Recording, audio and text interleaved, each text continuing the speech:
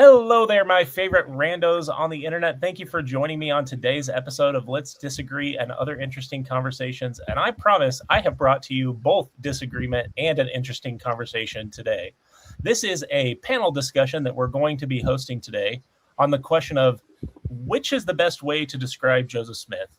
I have typically used the term pious fraud, and so we'll be examining both how that theory aligns with Joseph Smith's life and different data points. And then we will also look at alternative theories describing him just as a fraud. I know there are people on this panel who would maybe describe him just as a con man. There's a lot of discussion that we're going to have on these questions today. What's the best way to understand Joseph Smith's life? I'm going to go ahead and introduce the pro Joseph Smith sincerity side here at the top of the screen with me. I'm Kolby Reddish. I'm joined by Tyler Perry. Tyler, do you want to introduce yourself and your platform to folks? For sure. So I'm Tyler Perry. I run the Perry Ekimai channel, where I am just about to wrap up a series addressing Brett McDonald's LDS Truth Claim series. I've done a few other appearances on this channel before, and I stand on the side that Joseph Smith was sincere in his religious enterprise, even if he did do bad things. And I think that he was primarily motivated by an interest to answer strife within his family that then evolved into a religious enterprise that we call the broader Mormon or Restoration movement. Great. Thanks, Tyler. My friend clear in Ireland, Stephen Murphy. Stephen, good morning. How are you?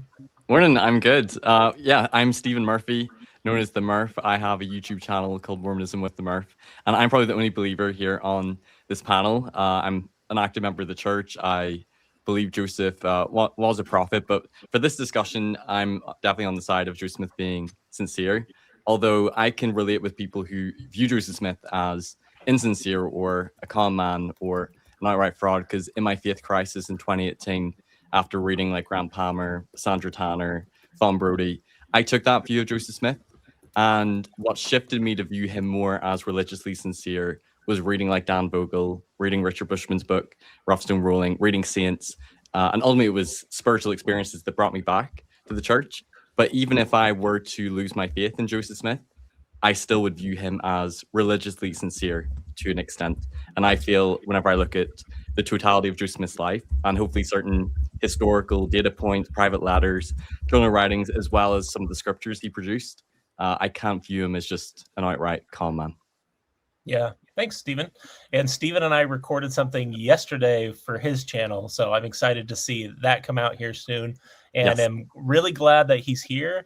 We definitely didn't put him in the middle of the screen so that he's surrounded by a whole bunch of That's going to be part X-Mos. 2, 5 against 1. Bring it on. That's right. He's that powerful, ladies and gentlemen. Now, I'm going to introduce you next to my friend, the best-looking man in the post-Mormon podcast space, Dr. Randall Bell. Oh my gosh! I thought. Hi everyone, I'm Randall Bell. For Murph, I'm Randall. In the U.S., I can be Randy, but I think you'll understand why, Murph. Anyway, I'm a socioeconomist. I'm in Southern California. I am squarely in the Joseph Smith was a fraud category. Although we don't really know the intent, and I'm not a psychologist, and I don't pretend to be, and so this is not the battle that I want to die on this hill. But I have had the opportunity to work on cases that involve predators, and the most recent was the Jeffrey Epstein case. Excuse me, and actually on the way back from Jeffrey Epstein's island, I made a list on the plane where I had Joseph Smith on one column of a yellow pad and Joseph Smith on another. And from being born to alcoholic fathers, poor, and dying in jail, there were a lot of similarities all the way down. And I think that the pious part can come in from what we call in sociology imaging or image management or reputation laundering, where you are really up to fraudulent activity. But just like John Gotti was handing out turkeys to everybody in the neighborhood and everybody loved him, he had a criminal mindset and was doing criminal things. So it's really important to keep your eye on the criminal aspects of whoever we're talking about, at least in my mind, and that's where I land in terms of my conclusions with Joseph Smith. Thanks, Randy. Yeah. Next, we'll move over to Kendel Christensen, also on team not pious fraud, is the way I'll put it after our discussion on the phone, Kendel. Right. Yeah. I am frankly pretty sympathetic to Joseph Smith. I just really balk at using the word pious if you take his life as a whole. Maybe certain sections, definitely certain acts, but overall to call him pious in the totality of some of the things he did, especially in the wake and consequences, I would definitely argue strongly against that, which I will do today. But yeah, I've had a faith crisis recently. I'm writing a book about faith crises. I operate the Learned Empowerment website and YouTube channel. And yeah, just happy to be a part of this discussion and offer some of my thoughts. That's one of the things that is my few talents, is I just think a lot well into the night. So now I get a forum for that. So thank you. Cool. Thanks, Kendel. And last but not least, Sloan Smart. Welcome, sir. That is me. Thank you. Yeah, so my name's Sloan Smart.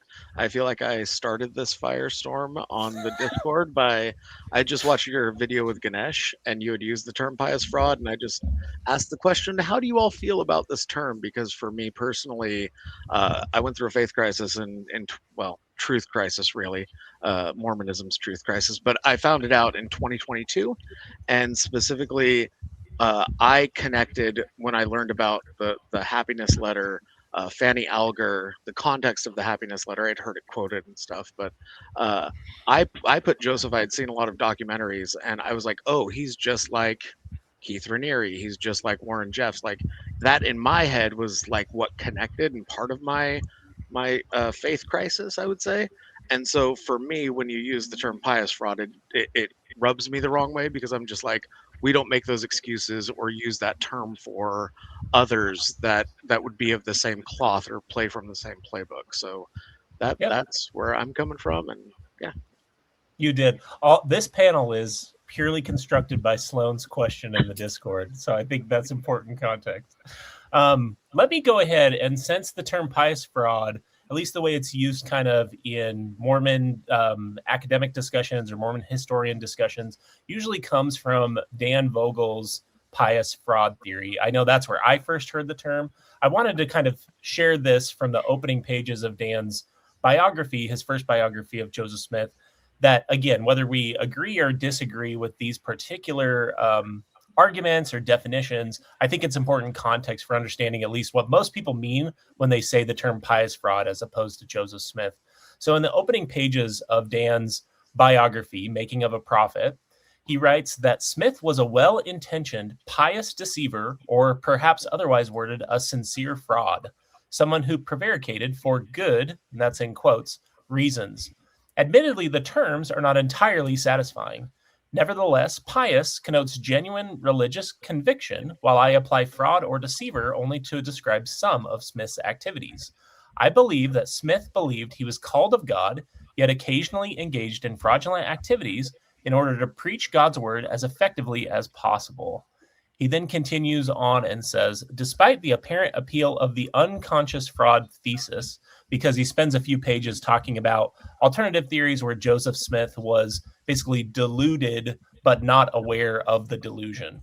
Despite the apparent appeal of the unconscious fraud thesis, which seemingly relieves Smith of responsibility for his behavior, the specifics of his actions, both as a treasure seer and inspired translator, demonstrate, to my mind at least, a major failing. There is an important piece of evidence that Smith's treasure seeing was not an unconscious delusion. It comes from Josiah Stoll, who testified at Smith's 1826 trial. Stoll said that Smith once told him he looked in his stone and saw a treasure buried with a tail feather near a certain tree stump. Stoll said he and Smith dug for the treasure and eventually found the feather, but the treasure had disappeared. The discovery of an object not normally found underground is proof either of a gift or of fraud, and the deluded would not accomplish such feats.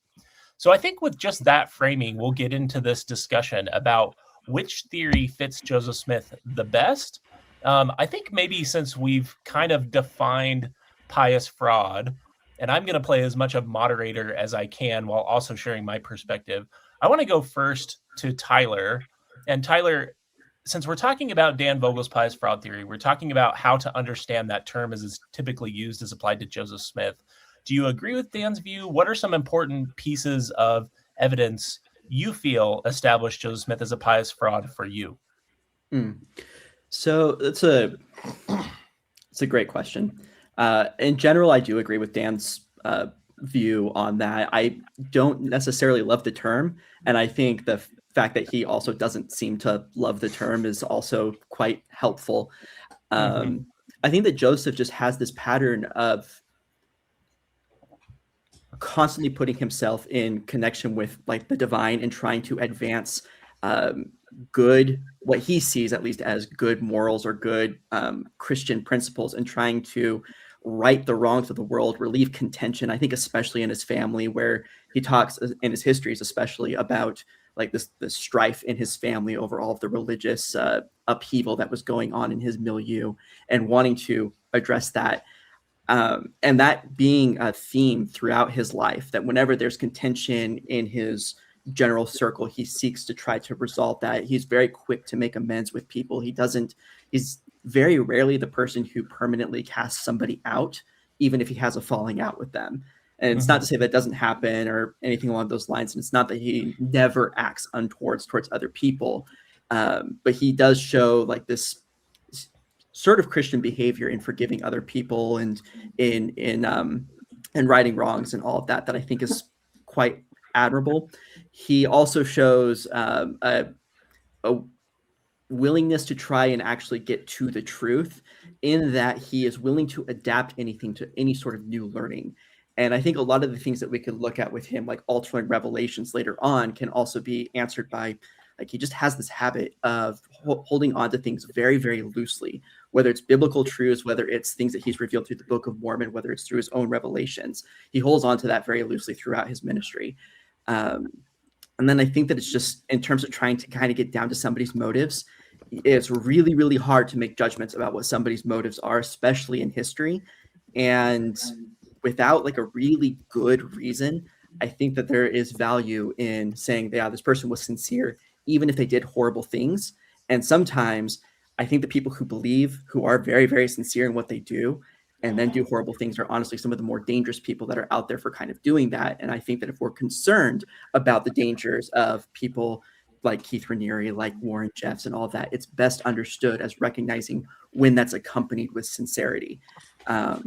So yeah, I want to go to Kendel in just a minute, but the last thing you just said cued into a very important part of this discussion, at least for my purposes, is so as I said, kind of the opening days that this discussion was going on Discord, I can absolutely understand why people feel like the term fraud is just sufficient for Joseph Smith. There are a lot of data points I could point to and pieces of evidence that I say, yeah, I think he was deceiving people here, and knows that he was deceiving people at the same time. I think the difficulty I have is that what Tyler just said is the way I look at it also, is a modifier that recognizes what I see as Joseph Smith's sincerity. And I know Kendel and Sloan are probably going to have different views on this just based on what we've talked about in Discord. I don't view describing Joseph Smith as a pious fraud as softening any criticism of Joseph Smith when it comes to like some of the more abusive or problematic behaviors that he engaged in, especially towards the end of his life. I guess I see it as an important modifier because it recognizes that there are a category of people who can be very dangerous to other people's autonomy and to their finances, whatever we want to talk about, while also recognizing that they can be sincere believers in like their overall mission. Now, I know some people probably think that gives Joseph Smith too much credit. I think it's an important way to look at how religion can sometimes, not always obviously, but can sometimes be used in very deceptive ways while also being sincerely believed in by the beginning. So I think Sloan had something to say next. So I will go to you, Sloan. Yeah, I was just going to say, if you go back to Dan's slide, he talks about them digging up and putting the feather. I think that alone is a good example of him committing a fraud, right? Like, how did the feather get in there? He put it in there, right? Like, that's the simplest answer to the trick, right? Like that's the trick, and it's to get his mark to believe in his power. because there wasn't going to be any treasure, right? And so for me, I think that, again, we're just not, glossing over that specifically from that. So. Oh yeah. I mean, Dan uses that data point to say, this is why I can't say that Joseph Smith was just unaware that he was engaging in deception. So I completely agree with you that I think it's maybe where we quibble would be with the intention. There are times in Joseph Smith's treasure digging. So there were, as far as I understand it, there were multiple different treasure company like schemes that Joseph Smith was involved in. And I don't mean scheme to imply they were just kind of it's okay. You can call them schemes. We're okay. Okay. Sorry, I'm trying to be reasonable with my language. Okay, so there were several different treasure digging companies that Joseph Smith was involved in. Two of them involved Josiah Stoll. One of them, Joseph Smith was paid for by the day when he was engaging as a glass looker for Josiah Stoll. But there's other treasure digging companies Joseph Smith was involved in where he only received a share of any profits that would have been found. That is an important distinction in my mind, because it tends to indicate that I don't think we can say fully, at least, that Joseph Smith's treasure digging activities are purely the result of like fraud or trying to exploit people. Because if there are treasure digging companies he's involved in where he only gets paid if they find treasure, he likely would not engage in that behavior unless he has some expectation or belief in this magical folk worldview, which I think he did. Any thoughts on that? I would like some clarification on that. So sure. You're taking the position that in your use of Pious, it doesn't soften or make sympathetic the acts that Joseph Smith did. You're just kind of making a claim of sincerity. But in the thing that you just read from Vogel, he's like, I'm using this to paint him as a well-intentioned person. So to me, you're arguing A and not A. Do you want to clarify that? Yeah, I do. I think that comes to so Dan says he was someone who prevaricated for good, and Dan puts that in quotations, good reasons. And I think the way that you really have to understand this particular argument from Dan, and I'm almost certain this is in his book. If not, he's shared this scripture as a reason for Joseph's justification in interviews where he's talked about the pious fraud theory, is Doctrine and Covenants 19. So this is where, right, the financing of the Book of Mormon is on the line. Joseph Smith gives this revelation to Martin Harris, and he is receiving this revelation that is a grand mystery of God. This is where we learn that, it is not written eternal damnation because the damnation will last eternally. It is written eternal damnation because God's name is eternal, right? It's this phrase in particular that is very interesting to me. So verse 8, it is written eternal damnation, wherefore it is more express than other scriptures, that it might work upon the hearts of the children of men altogether for my name's glory. Now, I know Murph would probably have a different position on this scripture, and we can go there if you want to next, Stephen. But in my view, this is Joseph Smith building a theology where God sometimes misleads people for their own good. If you look at what he's actually saying outside of the KJV language, he's saying that God overstates or allows us to have an incorrect perception of the potential punishment that we will receive for not following the commandments for our own good. And, obviously, whether we agree or don't agree with Joseph Smith's scripture there, I think it's an important insight into the way he looked at this, which is that even in his view, God can mislead people for their own good. So, Kendel, to answer your question, the way I see that is when Dan says well-intentioned, he's using it in the same way he says good, which is like Joseph Smith believed it was justified, not that we would all necessarily agree that those intentions were good. Does that make sense? That it's like from Joseph Smith's perspective.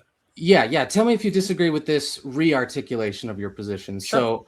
So Joseph was pious or sincere. I don't quite like those as synonymous, but I think most of your arguments go toward the word sincere. Pious will get into. Can I pause you right there? And let me just pause you there and say, to me, pious is an element of sincerity and that it's motivated by religious belief. I think that's where I see the connection between the two, just to be clear. Okay, yeah, ahead. we might parse that more, but just with your using of that section of Doctrine and Covenants, would you concede that the piety or sincerity or religiosity has become, I don't know what word I want to use, but more malleable, less fixed? Like, if you change your theology such that the God that I am being pious or sincere to can lie if he just has good reason, it kind of dilutes this idea of like, oh, I'm doing this principledly, because the God can be unprincipled. Would anything of that nature be something you would concede? So I think this is the danger with any form of divine command theory morality, in my mind, is that anything can be justified if the right authority says so. So I would agree in that sense, but I think that's where it's just important to understand it from Joseph Smith's perspective, not from our perspective. I have one thing to say. So with Doctrine and Covenants 19, right? If we're to believe that Joseph wasn't in contact with the divine, he wasn't actually speaking for God, right? In that point, that's basically Joseph saying, hey, God lied, so lies are okay. It's him justifying to himself that he's going to be lying to people, but lies are okay. If he's not actually speaking to God, it's Joseph speaking that, right? So yeah, you could absolutely take lie. that view. He and there are examples where he did lie, and we're going to get to it later, I'm sure, about the Kirtland Safety Society, right? I mean, there's pretty decent example in there where he was just lying, and it was for his own personal gain, and I think that kind of blows the whole piety ship out of the water. So I think that's a smoking gun. If you can look at the circumstance and say, well, was this for the kingdom of God or more his personal gain? If the ledger kind of goes more to personal gain, it cuts off the piety, to me. Yeah, so I can understand that. I think it's looking at it, at least from my perspective, a little bit binary, because the term pious fraud still incorporates in it, right? The second term is fraud. So I don't think in Vogel's view, definitely not in my view, that Joseph Smith is not engaging in deceptive activities. I think the question is, do we see enough evidence that Joseph Smith is sincerely motivated in doing some of those activities? I would have a tough time justifying the Kirtland Bank, scandal the way I would do my best attempt at that. But I really don't think I need to for the theory to still fit, right? When we're looking at an overall piece of someone's life, in my mind, the pious fraud description, like if I had to put it on a scale, going from my conversation with Steven yesterday, I am probably like 55 to 65% convinced that Joseph Smith was a pious fraud. I can see data points that I would point to, like Sloan talked about the Kirtland Bank Society, or I would look at like some of the letters involved in polygamy, specifically the letter to the Whitney family. This is the one that says, burn this letter after reading it. I would look at those as like, yeah, I'm not going to say that those were likely not self-motivated and thus probably not pious. I just don't think that one instance or even several instances of what I feel like would just be fraud then eliminates the piety that I see in other areas of Joseph Smith's life. That's something I need to add to, honestly, because one of the things that I noticed from your side, Kendel, frankly, to put it in those terms, right, from the side that Joseph's like basically not a pious fraud, he's not sincere. Fraud is the best term to use to describe Joseph Smith's enterprise, is that we're using a lot of like later experiences to back into saying that Joseph was insincere. I go from origin. I'll view Joseph Smith from the origin point, because the Book of Mormon origins is like my favorite topic to dive into when it comes to early Mormonism. And so like a lot of my focus is in that particular arena. And just, I see a very pious Joseph at that point, at the very least, especially like early Mormonism. I think that that's where we have to look, especially for piety, and not necessarily use the fact that Joseph did bad things to say that he was insincere. Like, he did do bad things, he messed up, he made mistakes, but that doesn't necessarily denote insincerity. And using that kind of at the back end to say that he was insincere. Like what's a lot more convincing is, I think, what kind of Sloan was alluding to, is that like in the treasure digging phase, there's apparently these acts of deception. That's a lot more convincing, I think, for saying that Joseph Smith was insincere than looking at bad behavior in the Nauvoo period, especially, or late Kirtland, when he's just dealing with stuff that his mind is not equipped to handle, power that he's not equipped to handle at that point. Right. Yeah, and just for purposes of this discussion, again, I might the way this was kind of sold to me, I apologize if I misunderstand, but it was a modifier kind of for the arc of his whole life. I would concede that there are times and instances and specific acts, even fraudulent acts, that do. I think the evidence does support more sincerity than not. But over the totality of his life, when we're talking about who was Joseph Smith, what is the best way to describe him over the arc of his whole life?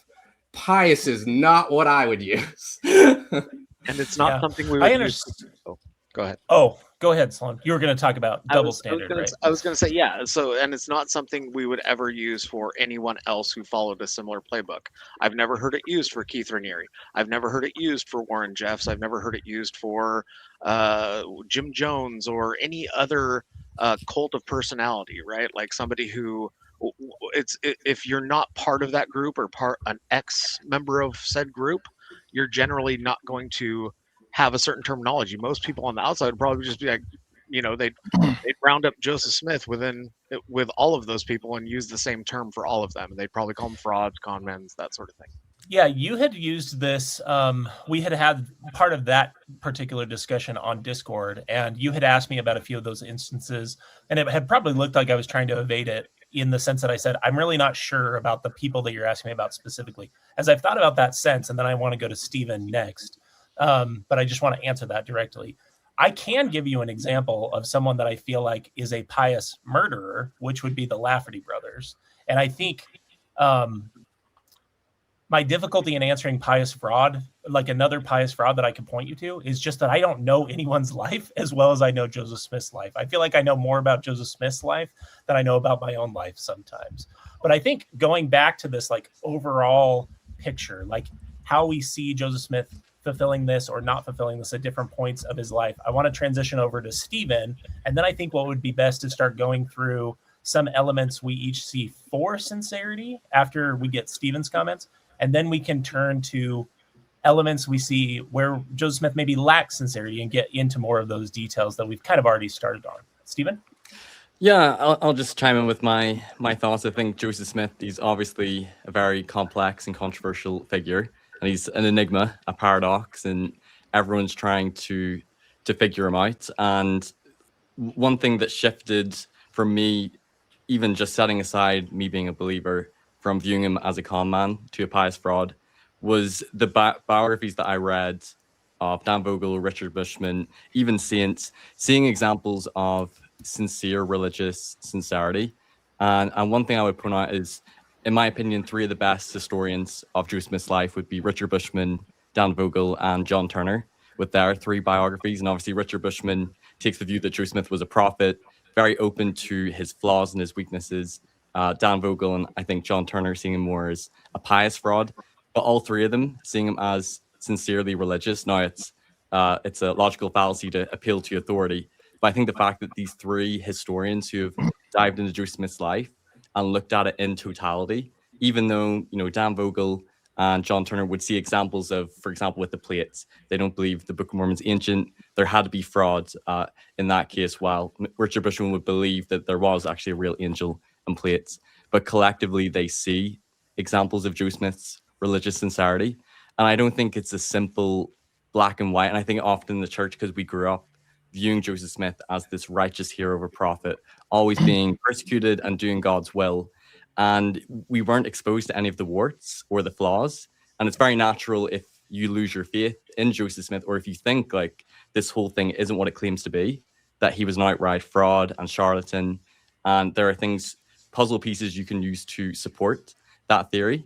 But for example, there are pieces of the puzzle, whenever I look at private journals, private letters, I'm actually reading example one, or look at some of Joseph Smith's scriptures, I am thoroughly convinced that he was religiously sincere. And let me just read one example. This comes from a private letter he wrote to his wife Emma in the summer of 1832. So this is when he was in Greenville, Indiana. They were in a coach and a crash, and I think it might have been Newell Whitney. I can't remember who it was. Broke his leg.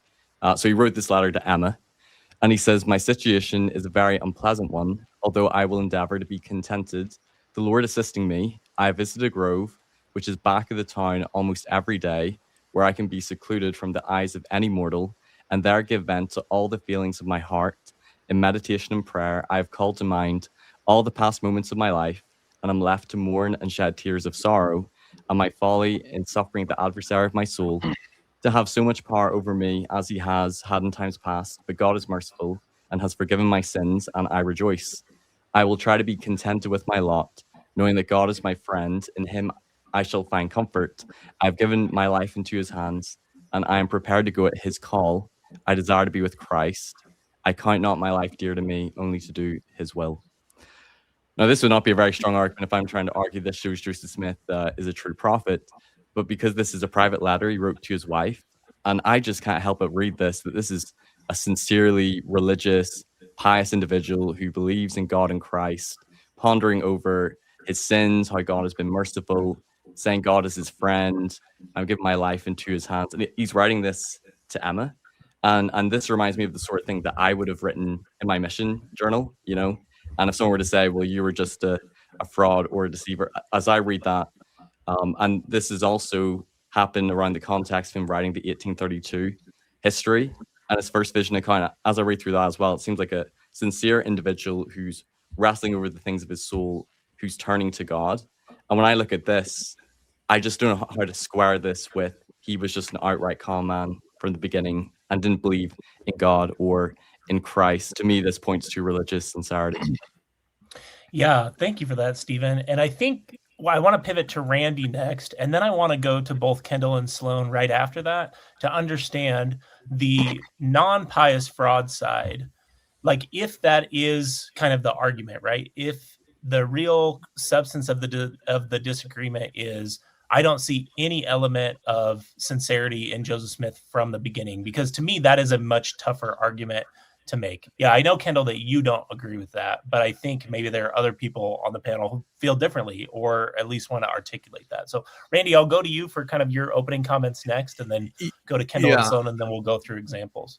Thanks. Yeah, I'm equally convinced that Joseph Smith was a fraud, period. Hard stop. And that's based on data. Cutting through the emotions, and looking at the data. And let's take another case I worked on. I mentioned the Jeffrey Epstein thing, but I worked on Heaven's Gate. There, Doe, the leader of the group, and this is the biggest mass suicide in U.S. history, he was very sincere. He was also very schizophrenic. He had been officially diagnosed. So he genuinely believed that if they were to commit mass suicide, all their vehicles, as he called their spirits, would transport to a spaceship following Hale-Bopp comet. So sincerity can be there, whether it's as a result of mental illness or any other thing. But one of the books that really changed my life when I encountered a sociopath really for the first time is this book. It's called The Sociopath Next Door. It's written by Dr. Martha Stout. And she makes it clear, she's out of Harvard. She made it very clear that sociopaths have no conscience. They are master manipulators, and their predominant number one trait is charm. And I think we can all agree, I would assume, Joseph Smith was very charming, very persuasive, and very smart, and at times very manipulative. So a sociopath has their objective. As all predators, it's always centered around power, sex, and money. And look at Joseph Smith's, look at more data. Joseph Smith in the area of power, he burnt down a printing press. That's not a mistake. That's a crime. He was in jail for a crime. That any rational mind would say that's criminal behavior. And I know he had his sincere beliefs why to do it, but it doesn't really matter. You don't go into court and say, well, I sincerely believed it, Your Honor. Doesn't matter. If you commit a crime, that's kind of it. Then you go to the sex. I mean, I don't think I ever dated 40 women in my life, more or less secretly married them behind my wife's back. And not only that, it was criminal behavior. And a 37-year-old man and a 14-year-old little girl makes me want to barf. Honestly, that is criminal behavior. Another very strong data point. And then the third point is money. Joseph Smith was living in what was called the mansion house at the time of his death. And it wasn't called the mansion house because he was living in a teepee. It was the property. Down the street was the Little Red Brick Store where he funneled all the economic industry through his, pocketbook. I mean, and then Kirtland was a crime. He left town very fast because of, again, criminal behavior. So there's reasons to explain the letters and the emotions and the tear-jerking stories. All of these criminals, and I can list them all real quick: John Gotti, Pablo Escobar, Al Capone, Joseph Stalin, Adolf Hitler, Mussolini, Saddam Hussein, Jim Jones, David Koresh. They were all criminals. They all did criminal things, and they all had whopping, tear-jerking stories to persuade people to follow them. Joseph Smith is no different. I can see why Kendel and Sloan were calling you the ace in the hole there, Randy. That's pretty strong. Kendel wanted to shore up one point that Randy made, and then I'd like to go to Tyler about some of Randy's comments about sociopathy, and then maybe we'll get into the specific examples for sincerity. Yeah, I just want to say one thing to Randy's perfect articulation of the strongest case against giving Joseph Smith an adjective that I think absolutely downplays his crimes.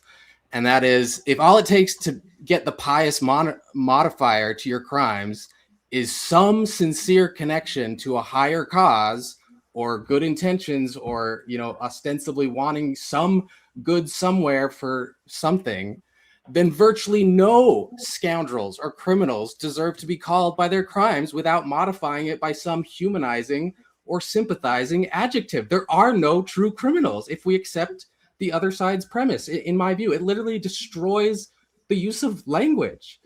And I think there's a lot of good reasons for this. I don't know who knows about the fundamental attribution error. I do have a background in psychology, but the fundamental attribution error basically says, for my actions and my tribe's actions, I want to define them by intent. But for any group that I'm not as familiar with or I define as other, I define them purely by their actions and how their actions affect me and others that are close to me.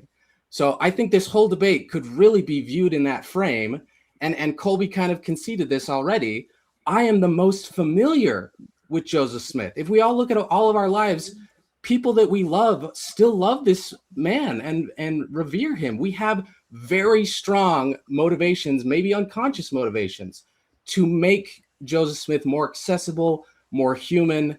And if you look at the totality of all the people that Randy mentioned and history, I just don't think that's fair to do. Okay, Amen, I'm going to go. brothers. Amen. I'm going to go to Tyler next, and then I'd like to get into some more specific examples of Joseph Smith's sincerity. So Joseph Smith was a human being. Like, that's, you just got to kind of state that out there. Like, he was a human being. And I think sometimes that on the faithful side, you can very often end up mythologizing him. And I think, Murph, you've had some recent channels kind of talking about that, creating kind of this mythology of Joseph Smith. And sometimes that's a problem. Joseph Smith was a human being. He made mistakes. He did good things. He was a criminal. I think I actually agree with you, Randy. He was a criminal. He did criminal actions. That's not anything that I'm debating up here.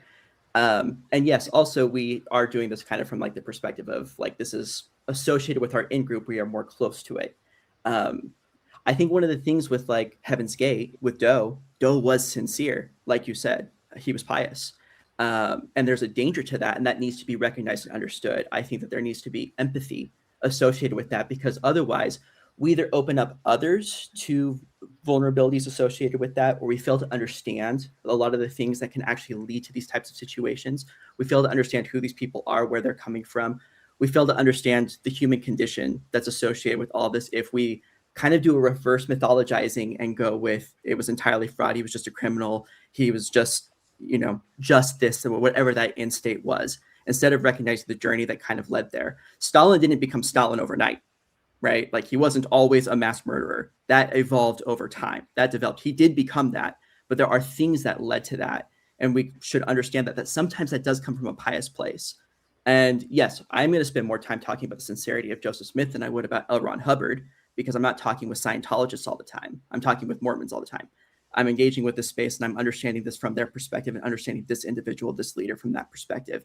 And it's useful, not only rhetorically, but also in understanding the character and the person overall, but it's also useful for engaging with folks like Murph to understand the sincerity of Joseph Smith and to bring that to the forefront, even though I am going to acknowledge that he did do horrible things. This isn't to soften what Joseph Smith did, is to understand it and to contextualize it and to put it into the place that it actually belongs. That Joseph Smith was a human being who was sincere in his religious convictions, who did do bad things, who tried to do good things, and I think, Randy, you may have overstepped a little bit with kind of pointing to the sociopathy, just because we have no way of diagnosing Joseph Smith. We don't know what mental conditions he may or may not have had. I do think that there's a way of maybe understanding him, like Mormonism, early Mormonism, through a trauma perspective. Joseph Smith experienced lots of childhood traumas that never got treated, and we can understand things that way. That doesn't excuse anything that he did. And I think that trying to kind of suggest that understanding where somebody is coming from is somehow softening or trying to mitigate the severity of what they did is also somewhat missing the point. I'm missing the forest for the trees, perhaps, to soften up my language a little bit. Yeah. I just want to go give a real quick comment. But Tyler, I really liked what you had to say. I would just push back, against me, pushing back against me just a little bit and say, when I read about Joseph Smith's leg surgery, that was a very serious problem, very painful, and it was at Dartmouth. The Dartmouth doctors did that, and a lot of faithful Mormons don't like talking about Dartmouth because he was far from uneducated. But anyway, the point is that I had a childhood trauma. I had open heart surgery when I was a kid. So I literally get tears in my eyes when I read about it, because I can relate on a personal issue. And on the human point, I couldn't agree more. I mean, I volunteered before COVID up at San Quentin Prison, and there is a human side, even to the rapists and murderers, that I got to know in my volunteer work up there. So I get what you say. And if I overstepped on the sociopath stuff, I think I started this, my whole comment was, I'm not a psychologist. There's no diagnosis. And I really don't know. And I just want to reiterate, I really don't know, but I'm just looking at data points and asking some very blunt questions, but I appreciate what you said. Yeah, I think it was very well said. Thank you for that clarification, Randy. And Tyler, I also really strongly agree with what you said. I'm going to go to Stephen next, and then we'll go to Kendel. Yeah, I just had a quick thought, because I can totally understand people viewing certain aspects of Joseph's life, like polygamy or what happened with the Kirtland Bank, as fraudulent, certainly mistakes or things that didn't pan out very well. And I think Joseph Smith was definitely very complex. And I've been convinced from reading Bushman's book, but also John Turner's, that he would get angry with people. He even, punched a tax collector once. He did not like his authority being challenged when people would dissent. He would publicly sometimes malign them. And those are things that I really don't like about Joseph Smith. And even getting into the practice of polygamy, which might be talked about later, even if Joseph Smith sincerely believed it was a biblical practice that he wanted to restore and felt commanded of God, there are aspects of how he instituted it, not being forthright with Emma, some of his proposals, and even some of the public denials, which I'm uncomfortable with and don't agree with. But the one thing I would say is, for example, like taking the example of the Nauvoo expositor, I would see that as that was an error in judgment. That was a mistake. I think getting into the legalese, you might understand this better than me. It seems like they talked about it in like the city council meeting for a couple of days. They thought there might have been a loophole saying it's a public nuisance. From my understanding, had they have destroyed the newspaper, it might have been okay, but because they actually destroyed the printing press and, you know, freedom of speech, that's what resulted in him going to Carthage. And I would say that was wrong. That was a bad judgment call, and him going, you know, to jail for that is understandable. But on the flip side, I don't think that would call into question all of his other beliefs or religious sincerity. And I think about my own life. If I were to make some bad mistakes, if I were to start having an affair, or if I were to engage in some dodgy business dealings, that still would not take anything away from what I believe were genuine spiritual experiences or times in my journal where I was genuinely religiously sincere. And if someone were to look at my life and be like, that just shows you never believed all along you were a con man, they would be mistaken. And I think people are a lot more complex than just they're either, you know, this righteous believer or an outright con man. So that's just one point I want to make, is like, I can understand that being concerning to people, but I don't think that then means that none of the other examples of religious sincerity fall apart or have no validity to them. Yeah, I think that is a really good probably jumping off point. Kendel and Son, if we can pause on your thoughts for a second. I just want to go through the different data points I see for sincerity. Maybe we can get a few more from Murph and Tyler and then pivot to the flip side of that coin and talk more about the data points that indicate lack of sincerity, because I have some of those myself, right? We've talked about some of them already, but some of the data points I see for sincerity, number one, and this is a weird one, is the evolution of the first division accounts. I say weird because I think most people would look at that and may think, wait, that indicates lack of sincerity. But what I mean is the changes and the modifications that we see in Joseph Smith's first vision accounts, to me, are best explained by the fact that there was some legitimate, like, core type experience where he went into the grove, prayed to receive forgiveness of his sins, likely had a typical, very typical for his day and age, even a typical, like, forgiveness of sins, born again type experience, and that the changes and the evolution we see of the first vision accounts in 1832, 1838, and then the 1840s is explained with him recontextualizing and reinterpreting on what seems to be a legitimate core experience. Now, does that mean that I believe that he was a prophet? Obviously, it doesn't for me. Does that mean that I see elements of sincerity in him, you know, hearkening back to this, you know, this legitimate experience that I think happened? I think it does.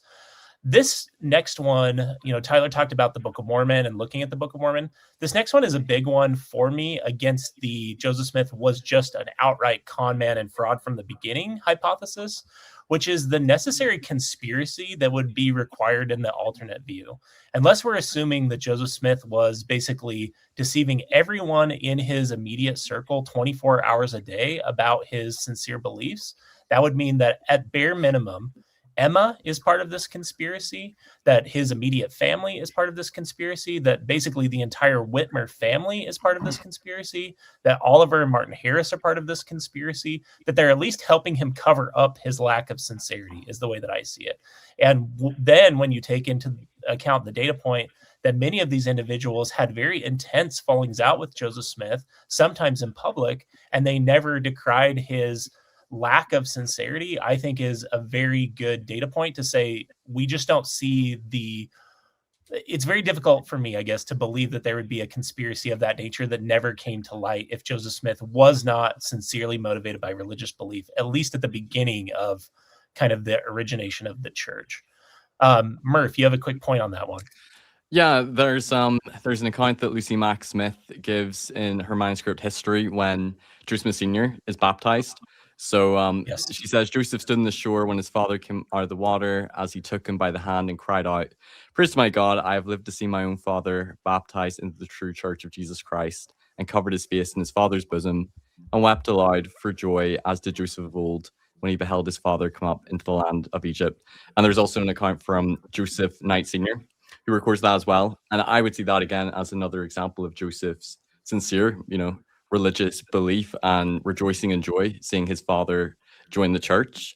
And I guess I'd find that behavior, you know, a little bit strange if he's an absolute con man, or else he's a really good actor. But, when we've been at weddings or religious occasions and we've seen people weeping or rejoicing, we usually would say that's coming from sincerity, and it's genuine.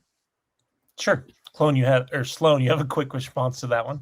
My clone are my children. No, I'm just joking. So I would just say I don't think anybody here would say there's not points of sincerity in Joseph's life, right? Like his brother Alvin dying, right? I lost my brother at 13. My oldest brother passed away, and like that I had spiritual experiences that were true, and that happened to me after that point. Or losing children, I think, was also on your list of examples of sincerity. So I don't think anybody, at least on this side, is saying there wasn't sincere religious belief at certain points, right? I don't think that's any of our what we're saying. I think what we're saying is, yes, there was sincerity, but calling him pious, right, when what he did was mostly fraud, adultery, cheating, all that stuff, all those points of sincerity are ways to, like, it softens what he did accumulating over his whole life, and not something we would necessarily points of sincerity of Bernie Madoff gave to charity even though he was doing a Ponzi scheme, right? Like we would just call him a con man, a schemer, right? We wouldn't say, oh, well, but he gave to charity or anything like that. So maybe there was points of sincerity in all these other examples, right, in their lives. But again, because they're on the out group, we don't necessarily give those examples. We won't go into or deep dive. We're just, it's sufficient enough just to say what they were. They were fraudsters. They were adulterers. They were cheaters, liars, whatever. So. Well, I would push back on the example you gave with Bernie Madoff, because I think that's one of the reasons that we're looking at some of these like private moments. To me, it's very difficult to believe, because it's obvious that if Bernie Madoff is giving money to charity at the same time he's defrauding people, and that's like something that's publicly known, you can see how that can be part of furthering the fraud. I think one of the reasons I look at like some of these closer, like more intimate moments, is because that's the best indication I have of some of Joseph Smith's intention, separated from how that intention could be represented to the public, even to members of his family. Because I just don't see where Joseph Smith would be planning that people are going to be looking at some of these like private, intimate moments, decades down the line and trying to adjudicate whether he was or wasn't sincere. So I can see a difference in kind between that example and Joseph Smith. But I think Randy has a quick question about something. Well, yeah, I do. And I mean this question sincerely. It's going to come off sarcastic or snarky. That's not my intent. It's a sincere question. But can you name one of these history's bad actors? Because I'm thinking in my mind of Jeffrey Epstein, because I just got a call this week from a gentleman who knew him quite well, and he was full of private moments of very kind, benevolent, thoughtful giving. But so that's what triggered this question. And my question to the Pious folks, and I want to reiterate one other thing. Not only am I not making a diagnosis, you guys might be right. We're judging sincerity. That's a really wiggly thing. But here's my question for you, and that is, can you name one of these, any of the data points? Because I like data, and I like pointing at specific examples, data points of people in history who we all agree were horrible criminals at some level, but we would not use the word pious with, because in other words, Hitler had the youth program and he built the infrastructure. He did some really great things for society. And you can go down the list. I'm just curious, who's out there that you would say, well, they were not pious? I definitely would not describe Hitler as pious. To me, the question of utility, right? Like there's the famous phrase, like even the Nazis made the trains run on time. To me, like utility is a separate question from intent.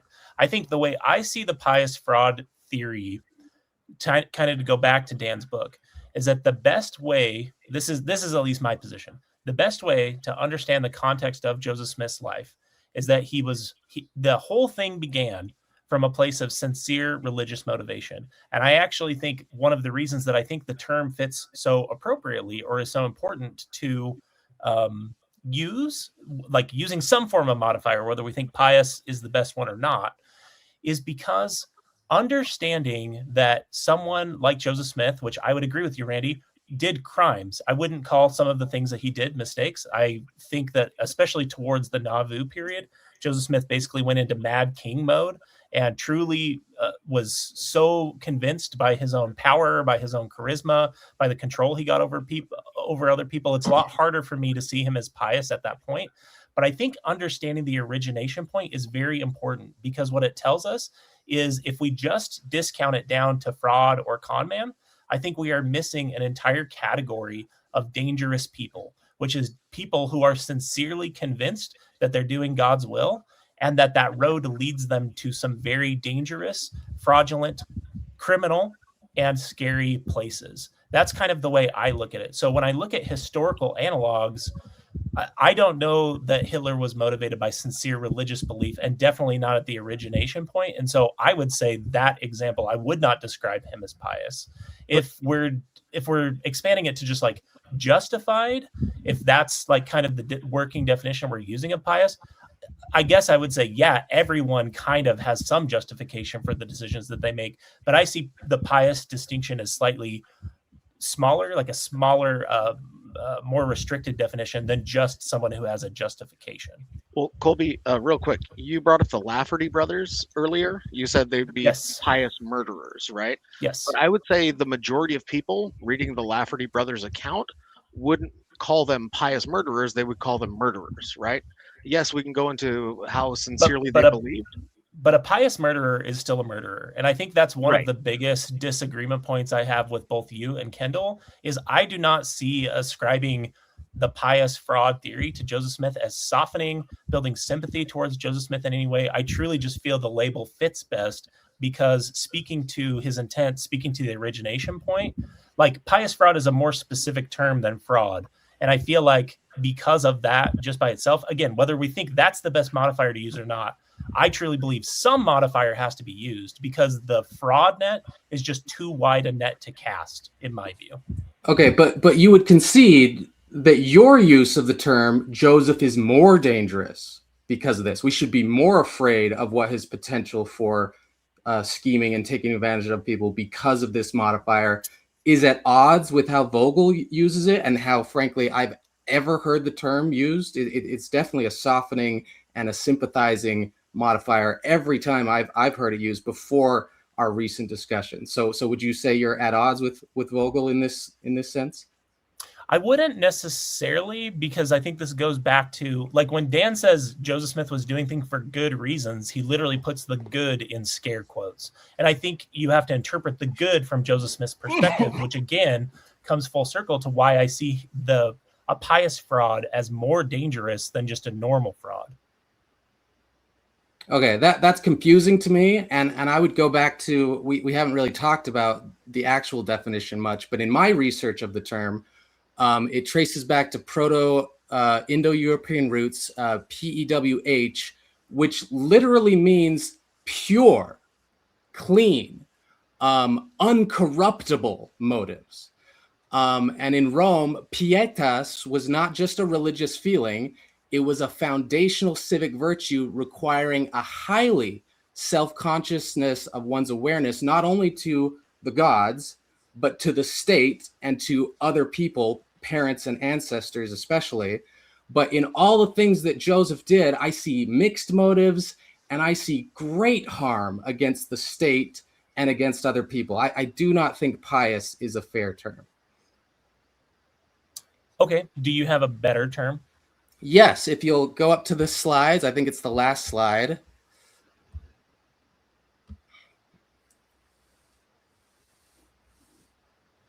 Proposed better alternatives. So to go back to a point Tyler made, correct me if I'm wrong, Tyler, your position is we can't really know his state of mind. That's kind of in the realm of unknowability. Is that your position? I would say that it's basically impossible to know for certain what any other person's state of mind is. Okay, perfect. I think that's a huge point in the favor of my side, because pious or sincerity precisely is aimed at doing that. And because we can't know that, that's another reason why pious is not a good term to apply to Joseph Smith, because it's so hard to know that. Why are we putting so much emphasis on this word? There's so many other ways to go about it. And I think the best way is to say, okay, what is a better term for Joseph Smith that describes the totality of his life more descriptively, gives more information to someone who, unlike all of us, doesn't have the background in Joseph Smith, and just with this term kind of gives a vision or a layout that is more rich in meaning and doesn't talk about his state of mind or his motivations or intentions. And so this is kind of the list that I came up with. My number one, I'm going to save till the end, or if we don't agree on any of these, but just as we all see these, are there any terms that you can agree by the criteria that I've laid out that, you know, these would be better and doesn't go into the problems of pious? I mean, personally, charlatan seems very descriptive as far as I think it's been used in this space before, but I think charlatan is probably a good descriptor, would be my vote. Yeah, So I think that avoids a char- lot of the problems of pious, personally. Charlatan So- assumes a conclusion, for one, and for two, it actually isn't a descriptor. Charlatan ranges from somebody who sells snake oil in full con man deception mode, to somebody who is, you know, also a pious fraud. So it doesn't actually close the semantic range. It actually opens it up to all possibilities, without actually adding anything extra, I think. Yeah, I think, like I said, to kind of jump off Tyler's point, it's not necessary that I would disagree with a lot of these terms, Kendel. Like, I have openly described Joseph Smith as a charlatan in certain contexts. I definitely would agree with religious manipulator, religious innovator, charismatic founder. I just think we have words because they're tools to help us understand each other. And I can see using some of these words in certain contexts, but when we're talking about Joseph Smith kind of in a thumbnail version, we're talking about his overall life, his overall mission. I wouldn't use a term like charlatan without, you know, applying that to a specific circumstance. Even though I would concede that it fits, I think it's just when we're talking about the man, like, and talking about the entirety of his life, I just don't think I would use just that term. Like Tyler's talking about, it narrows the range or it's almost the same problem I have with just using fraud. It's too wide a net to cast, is the way I would put it. Okay. Would you what would you answer to this question? What specifically is lost when you take away pious and just call him a fraud? Like, I know we've talked about it, but just a really brief summary of that position. What is lost when we lose pious is the question. Yeah. I think, like I just said, the fuller picture of the motivation, the particular danger, the intention, I think, is an important part of the discussion. So if we're carving off any modifier, I just don't think we're getting the fuller picture. So to you, the main reason to use pious is you want people to understand his motivations. That's the number one reason? I would want to understand sort of the public mission, as adjudicated through, as much as possible, the private details that we have access to. So understanding that Mormonism in the broadest strokes was intended, at least has the appearance in public of being intended to bring people to Christ, and that through sort of private adjudication, we can say that this is something that Joseph appears to have privately also held as a view of that particular function, and then recognizing what outcomes came of that, I think is incredibly useful for understanding what this movement is, how it relates to other movements, and kind of how we put that into place for how that can affect how we can understand also future movements that may arise. I think that that's one of the things too I don't necessarily like about using too broad of a brush, is it doesn't allow us to make efforts and steps into trying to understand future new religious movements that may also have adverse outcomes or undesirable social outcomes, or that may even produce a mix of very positive but also very negative outcomes. Why not my third one on that list, religious manipulator? We talked about manipulation constantly in this podcast. I mean, I don't necessarily have an issue with it, except for I guess I haven't run through the term manipulator and thought about Joseph Smith in that context too much. I think that he may engage in behaviors that are manipulative, but does engaging in those behaviors rise to the level of being a manipulator? I have not landed in a position where that's a label that I would take on for him. That's interesting. But if you looked into the word more, you could be like, oh, like Joseph did influence people to act or do things for him. That's what manipulation means in a religious context. I think it's a great term, and it totally avoids what we've been arguing about, which is how sincere he was, what's the state of mind, and does that make him more dangerous or does that make him more sympathetic? I'm frankly still confused about how your side uses the term, because it is a contradictory term. If you look at the history of its use, it does mean someone who is more hypocritical, and someone who is so reverent, so sincere. That's where I'm coming from. It is, I associate personally the word pious with someone like Sir Thomas More, where he sacrificed everything because he felt a duty to be like, even if I lose my title, if my family loses their wealth and my position, I am unable to violate these higher principles that he believed God required of him. But he ended up giving his life. He lost his head because he wouldn't sign the king's decree to say that he was the ultimate authority over the previous church. And when he died, his last words were, "I die the king's faithful servant, but God's first." Like, he had such a reverence for higher principles. And I view Joseph Smith as like, we've already established his principles would shift depending on the circumstance. That is the opposite of piety, in my understanding. Maybe I can interject here for a quick moment, just give my thoughts, because obviously I'm the only believer in this panel, but I'm sort of arguing on the pious fraud theory side. Like, for example, when it comes to like the Book of Mormon, the plates, not Kolby, we've had discussions about this. I am a believer, so I actually do believe there was a real angel and actual gold plates, and the witnesses' experience was a miracle.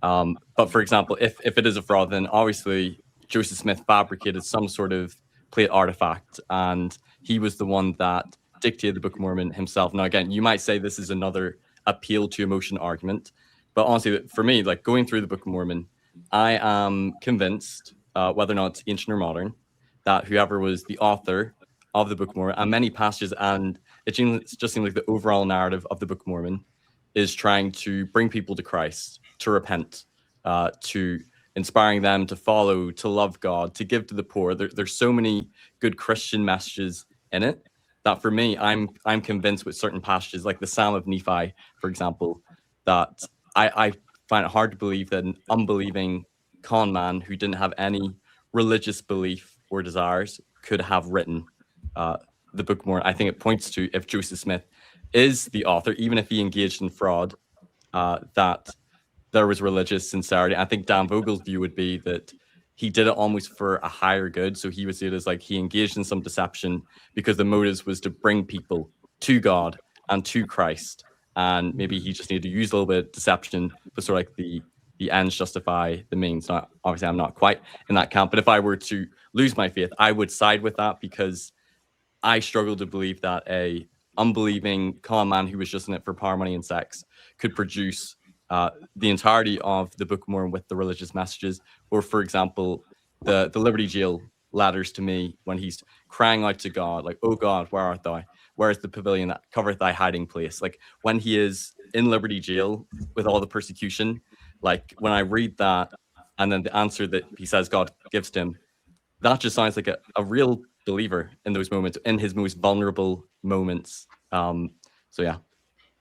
Yeah, let me pause this for a second and say, I don't want to get too distracted on arguing about like how different people interpret pious, because as we've kind of acknowledged on Discord, and I can go to that slide real quick if we want to, like words are the tools that we use to understand each other. And I think everyone would agree that pious can have completely different connotations depending on how you first encountered that word. I know, Kendel, you have really talked about like people that you see positive when we're talking about the word piety, and so it connotes like positive things to you. It can have negative connotations. To me, I think looking at Vogel's definition, looking at the way he sees it, the way I see it is that a pious fraud is someone who knows they're being deceptive, but that comes from a place of sincere religious conviction. One thing that Stephen just said, I really agree with, and I think is essential to understanding the pious fraud theory as applied to Joseph Smith, is it's the greater good idea. Now, I reject that idea. Like, I don't accept that morality. But if I'm trying to understand Joseph Smith for the sake of understanding Joseph Smith, whether I agree with it or not, that's why I look at that passage in Doctrine and Covenants 19, and it's a very interesting insight into Joseph Smith's worldview, into his theology, that I do believe he's building sincerely, is he really believes, like if you look at the Book of Mormon's definition of what is good, what is true, I would argue, when I'm putting on my counter-apologist critical thinking hat, that it equivocates on what the meaning of true is, which true is that which comports to reality. But what the Book of Mormon says is whatsoever thing is true is those things that lead you to Christ, that lead you to God, that lead you to do good to those around you. I don't necessarily agree with that definition of true. But again, if we're trying to understand Joseph Smith qua Joseph Smith, it's very important to see things the way that he saw them, because he did see things as part of this greater good. I just think that's incontestable when we look at some of the things that he did, when we look at some of those revelations. And so I totally want to give credence to the fact that pious can be subject to many different interpretations. That's where I think it's important to remember we're not just describing Joseph Smith as pious, period, end of sentence. Pious fraud is almost intended to be a weird paradox or an oxymoron, to understand the complexity of someone who was himself a paradox and kind of an oxymoron. That's just the way that I see it. I would like to keep going through data points on sincerity and then lack of sincerity, if that works for everybody. But if there are comments on what I just said or what Stephen said, I'm happy to get those first. I know, Sloan, I interrupted you. Do you want to go? I mean, I don't think anybody is saying he wasn't sincere, didn't have sincerely held religious beliefs, just like Doe and from Heaven's Gate, or I would even say if you watch The Vow from Keith Raniere, I mean, somebody brought up L. Ron Hubbard, right? I think L. Ron Hubbard, Dianetics, was literally him working through his own psychological issues, and he sincerely believed the stuff he was writing was helping him work through his psychological issues and would actually help others work through their own psychological issues. So I don't think that's necessarily what we're saying, is that there wasn't moments of sincerity or piety or things like that. I think, again, it's more of a, do we utilize that term just for Joseph of a pious fraud? And again, he's gotten a lot of titles.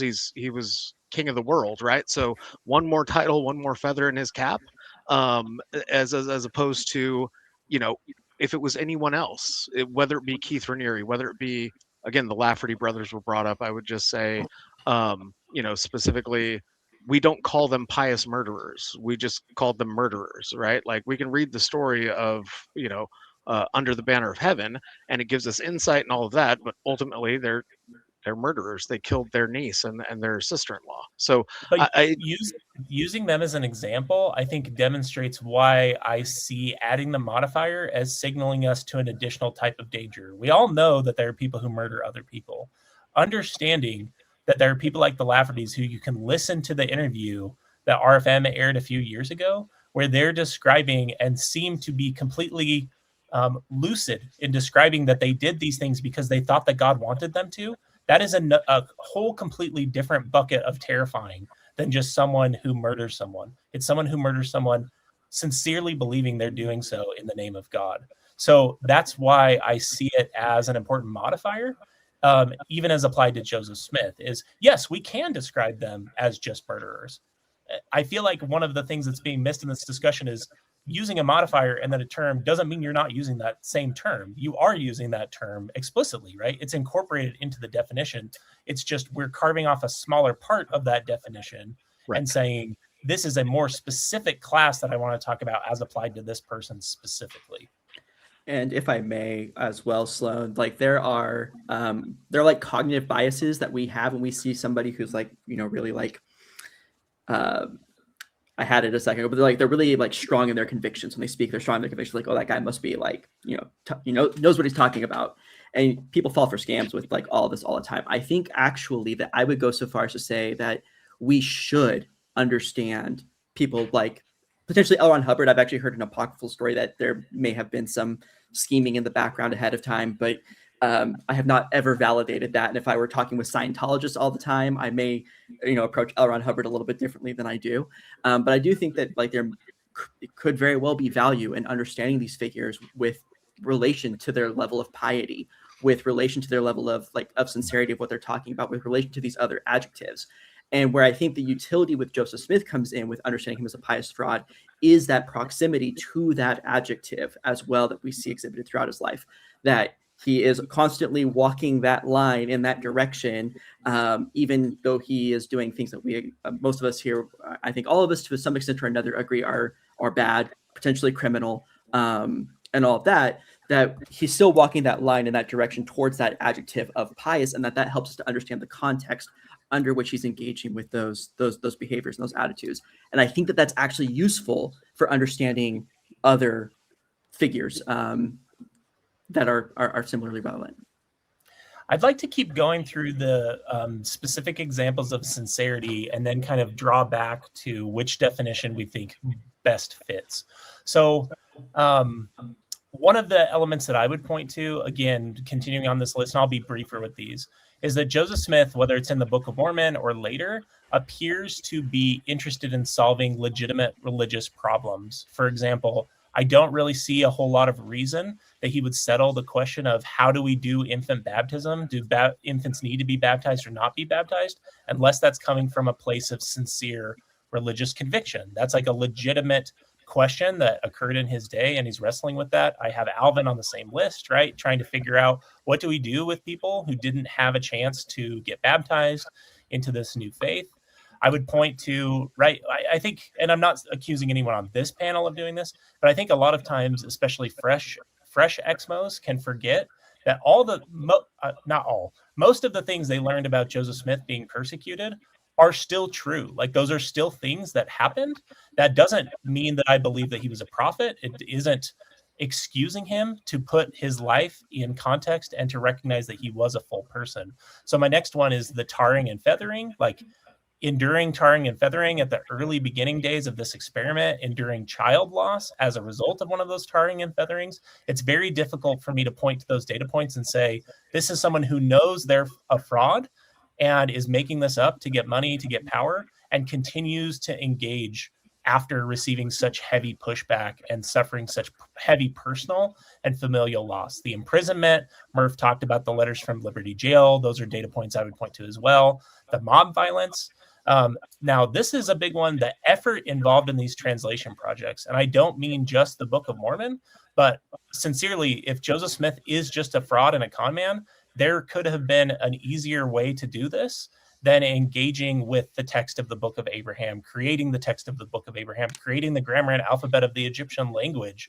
There is so much effort involving multiple different people that were involved in these projects that it's difficult for me to explain that except as a point of sincerity. We talked about the Nauvoo expositor, but Joseph Smith's return to Carthage is an interesting data point to me. Like he was across the river, he could have left.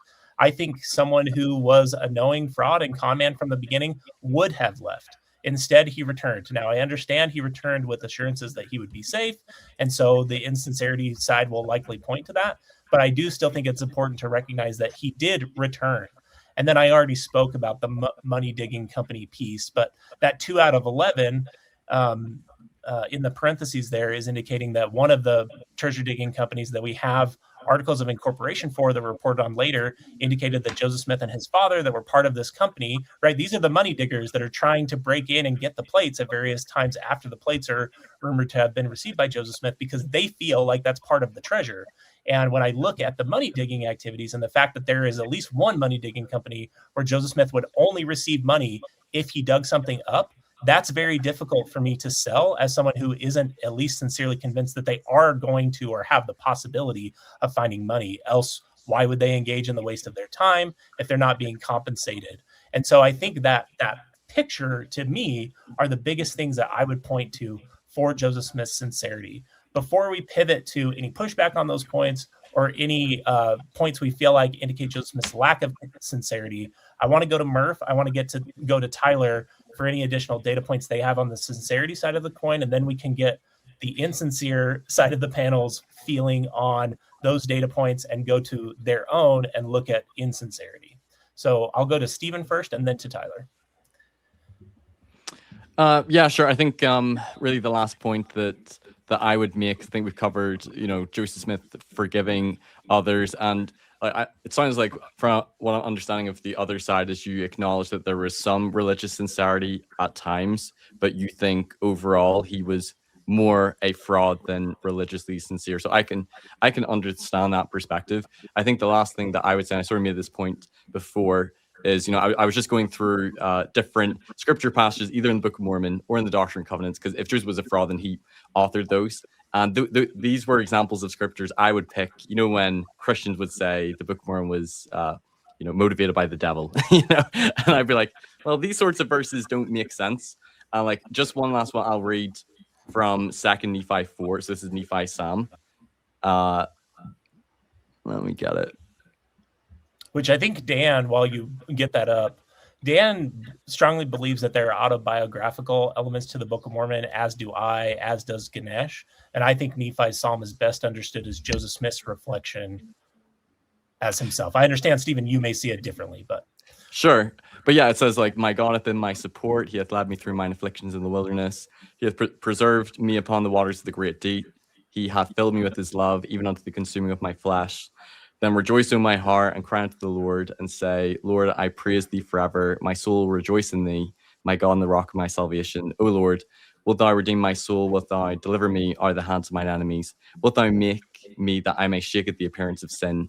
O Lord, I have trusted in thee, and I will trust in thee forever. I will not put my trust in the arm of flesh, for I know that cursed is he that putteth his trust in the arm of flesh. Yea, cursed is he that putteth his trust in man, or maketh flesh his arm. And I'll just read one last passage, 2 Nephi 33, where Nephi says, I pray continually for them by day. Mine eyes water my pillow by night. Because of them, I cry unto my God in faith. I know that he will hear my cry. I know that the Lord will consecrate my prayers for the gain of my people. And the words which I have written in weakness will be made strong unto them, for it persuadeth them to do good. It maketh known unto them of their fathers, and it speaketh of Jesus, and persuadeth them to believe in him, and to endure to the end, which is life eternal. And then he says, I glory in plainness, I glory in truth, I glory in my Jesus, for he hath redeemed my soul from hell. And maybe the guys on the other side wouldn't push back against that, but I would view the Book of Mormon and, Nephi, Psalm, 2 Nephi 33, if this is Joseph or an ancient author, whichever it is, I believe they're a sincere believer. And I see throughout Joseph Smith's life, in a lot of his scriptural productions, revelations, things written in his journal. And I'm not arguing, he's a complex person with flaws, and I can understand people pointing to things that they view as fraudulent. But I feel like this is data that needs to be taken into account of sincere religiosity. Like, for example, if someone were to go through my life and look at a lot of my journals and everything that I've written about God and Jesus Christ and my desire to, overcome my sins and try to be the best person I can, like, I think they would leave absolutely convinced, whether or not they believed in my spiritual experiences or not, or even if I went to do some things in my life that they thought, like, oh, this is really bad. I think they would leave convinced that I'm a sincere believer. And while I can't read Joseph's mind or get into it, I feel like as I've read a lot of his history and his words and his revelations, I'm convinced that this is a sincere religious person, and in his revelations trying to bring people to Christ, at least in the Book of Mormon. Thanks, Stephen. Tyler, do you have any additional sincerity data points you feel like we have not covered that you would like to cover before we pass the mics over to the other folks?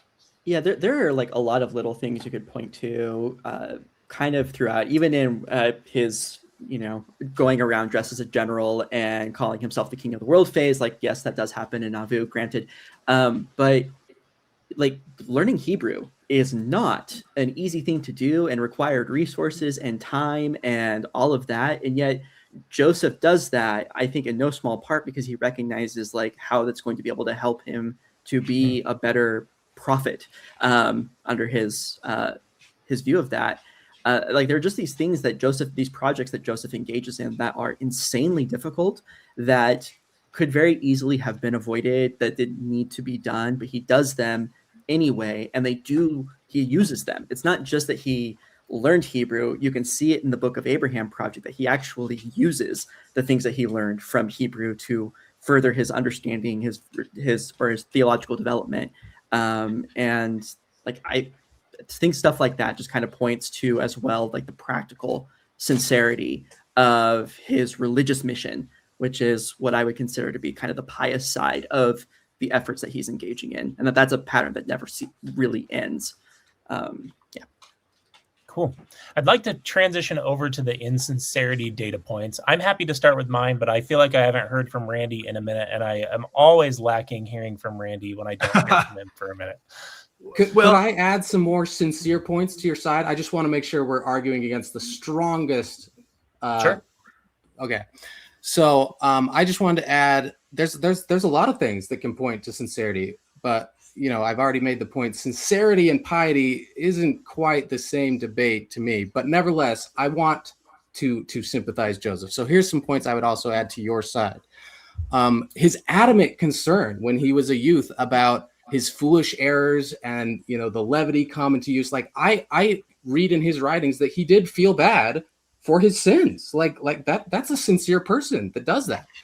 Mm-hmm. Also early on, he was personally distressed by what he called the wickedness and abominations of the world. When times were desperate financially, he would often say, like, it is a lack of faith if I don't believe that someone will provide. We'll go to a new city and God will give us resources and means and food and stuff like that. Joseph did that multiple times. During the School of the Prophets and in the ceremonies of 1836, Joseph personally led the elders in multi-day fasts, strict washing rituals, and hours of continuous prayer. And then I think, Kolby, you already mentioned the Liberty Jail, the concern for the flock. And one very, very strong point, I think, to your side is building the temples. He got all these funds to build the Kirtland and Nauvoo temples. Most people in history in a similar situation would very likely have used those funds for other projects and not done what they promised to do. So I just wanted to make sure those points were on your side. Yeah, no, I appreciate that, Kendel, and I would agree with each of those. So now pivoting to the data points we see for lack of sincerity, since Kendel just did such a good job of steelmanning our position, maybe I'll just offer mine quickly and then we'll go to Randy. So my data points for insincerity, I had already indicated it's very hard, aside from maybe the very beginning conceptions of polygamy, like the idea that we need some type of sealing of the grand human family altogether. But the execution, I absolutely cannot defend as being motivated by it. It's very difficult for me to see it as anything other than self-interest, I guess is the way I would put it. The carefully worded denials, the Council of 50, we've already talked about when Joseph Smith kind of goes, at least in my view, into the Mad King mode, recognizing like the data points that Murph had pointed to in the Book of Mormon. There are other things I think we can point to in the Book of Mormon that would bolster the fraud and con man from the beginning side, specifically 2 Nephi 3's prophecy, where Joseph Smith is, at least in my view, Joseph Smith writes himself into the Book of Mormon to basically fulfill a prophecy from Joseph out of Egypt and the specificity there. And then I've already indicated, and we've talked about a little bit, the Kirtland Safety Society. But I do think when it comes to the money, obviously recognizing that Joseph Smith extracted money from his followers, I think Kendel's point about what that money was ultimately used to do, yes, he was, like Randy said, he did build the Nauvoo Mansion House, but there were other times that Joseph Smith was incredibly giving with his own personal funds. And really in the entirety of his life, my understanding is when he died, right, it's not like he died with millions of dollars in the bank. He was basically over leveraged the entirety of his life. So I think the financial question, while recognizing the Kirtland Safety Society, is a lot more mixed, I think, than maybe first blush would give it when we see how those funds were used for these translation projects and things like that. So now that I've kind of given at least some of my data points, I'd like to go to Randy and then to Sloan and then to Kendel for any additional data points on the insincere side of the equation. Sure. Well, first of all, I want to commend I'll call it the Pious side, because you make a number of very great points, and we ultimately do not know. At least I sure don't know. I think one of the strongest points you made, Kolby, is kind of the need for a modifier. But that I'm still kind of lingering on that question I asked, and perhaps I asked it poorly, and using Hitler as an example of social pious behavior. And if we're going to single out religious from, political and social issues, that's fine. But I'm still kind of waiting for a list of known frauds in the religious realm where the word pious doesn't relate. Because if we can't come up with any, then we could, it's kind of it's a modifier that really doesn't mean anything because it applies to everybody, I guess is what I'm saying. And I really like Kendall's point where, we can't judge. I certainly believe that. And as I've just said, I could be wrong. Pious, and sincerity, at least in my mind, kind of go together. I think that is a judgment call. It's saying that he was sincere. I don't really know that he was sincere. I think there's, data on both sides of the fence there. So I guess what I'm saying is I think we need a modifier, but I'm just not sure that Pious is hitting it right. That's kind of where I am now. I appreciate that, Randy. That's really good. To go back, because I would like to try and answer your question. I wasn't trying to not answer it. No, I get it. So my understanding of L. Ron Hubbard is similar to Tyler's. Now, I'll admit that I haven't probably done the research I need to make this case strongly, but my understanding is that there's at least some quote that's attributed to him about how, if you want to make money, you start a religion. That to me would tend to indicate that is the overall motive, that is the origination point. But again, I want to admit that this is one of the difficulties is growing up LDS, I truly didn't get as educated on any other religious figure than Joseph Smith. And so it's not that, and I think this hooks into Sloan's concern about double standard. I truly feel like I would apply this same standard evenly across the board. The difficulty I have with finding people who fit into that camp is not wanting to apply it to them because I have some special affinity for Joseph Smith. It's actually special knowledge about Joseph Smith. I just know more about him. Mm-hmm. And so I'm able to give more data points. But my understanding of L. Ron Hubbard would put him on the other side of the line as far as I feel, that it seems like it was more motivated purely from a place of making money, from starting an organization that would allow him to have control over people. That to me would not be a pious fraud. I would find some other type of descriptor or modifier there. However, I do agree with you that pious may not be the best term. It's just the one that I've heard used that fits best, not to just do the appeal to authority, but like Murph talked about, the fact that Dan is one of the premier experts on Joseph Smith's life and knows more about Joseph Smith than all six of us put together, I think we can probably agree. And that's the best term he's landed on. And it's already a term that's being used in public discourse, which I think is my very important pushback on your alternative suggestions, Kendel, is like, this is a term that's already being used as a term of art for Joseph Smith. And so it can be used as a form of shorthand to people to go, oh, that's like the way that Dan Vogel sees this issue.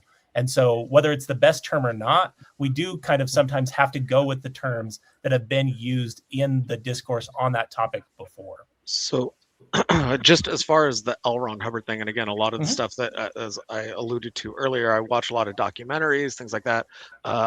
My job, I can listen to audiobooks, so I can listen to things, so I'm not really reading through books like that. But that being said, hearing people who have been in Scientology, like Scientology and the Aftermath and all that stuff, I think they would paint L. Ron Hubbard as a much more complex character than he was a fraud because he said, if you want to make money, you start a religion. That one quote, right? Sure. So I think, again, they have more expertise, more knowledge, that sort of thing. But I do think they would say he was a pious fraud. And again, some of the things I've heard was dying eggs was him working through his own mental issues, right? And that it would help others to do so. And so they have a much more, I'd say, generous view of L. Ron Hubbard than what you just listed. So again, to Randy's point, I do think then it kind of could describe anybody who sincerely believed what they were doing, even if what they were doing was fraudulent or anything like that. So that's let me ask you one follow-up question on that, Sloan, and Randy and Kendel, you can jump in on this too.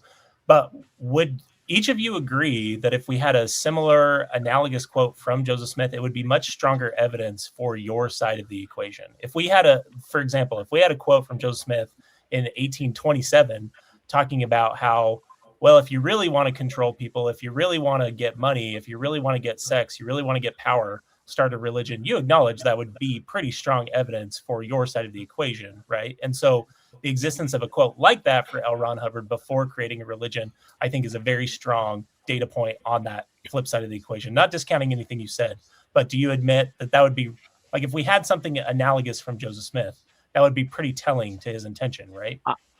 Yeah, I would say all of them, at least in my book, right? And this is just my 2 cents, so take for what it's worth, which is 2 cents. But my book is, generally speaking, most religious leaders of, you could call it high demand religions, cults, whatever you want to do, it generally boils down to money, power, women, and then ends with diddling kids, right? Like, that's generally speaking the things that I've seen over documentaries, whether they be L. Ron Hubbard, whether they be Keith Raniere, whether they be Joseph Smith, they all follow the same book. And so that's why I don't see or would paint them as a different thing. So you brought up specifically the Kirtland Safety Society, and that was on the list of like examples. And I do think that's, for me, kind of a smoking gun as far as him being completely insincere, right? And being less than pious. I was actually listening to No Man Knows My History, which is now out on Audible, which I've been waiting for. John Dehlin is the person reading through it, which is fantastic. So shout out to that up and coming podcaster, John Dehlin. Yeah. So I don't get enough of his voice listening to Mormon stories, so now I can listen to him reading No Man Knows My History. But the whole chapter on the Kirtland Safety Society, Joseph Smith basically, I mean, he's filling up coffers with sand and lead and tin and different things like that. And then on top of all of that, so it weighs heavy, he puts like silver pieces on the top so it looks like they have more money than they did. And then he uses God as a way to get everybody excited and investing and all of that stuff. He says God commanded it. It's going to become it's going to overtake all the other banks in the area. The notes from the Kirtland Safety Society are going to be more precious than gold, and God said that, and all of this. And then everything falls through the cracks. Everything, the fraud kind of comes out. And what does he do? He goes to Canada on a mission for like 5 weeks, hoping for it to blow over, right? And when he comes back and it hasn't blown over, people are still upset. They're leaving. They're getting angry with him and stuff. What does he do? He doesn't stay there and try to fix it like a pious person might. A pious person would try to fix the issue that he caused or anything like that. He just up and leaves to Far West. And then he goes to his people in Far West.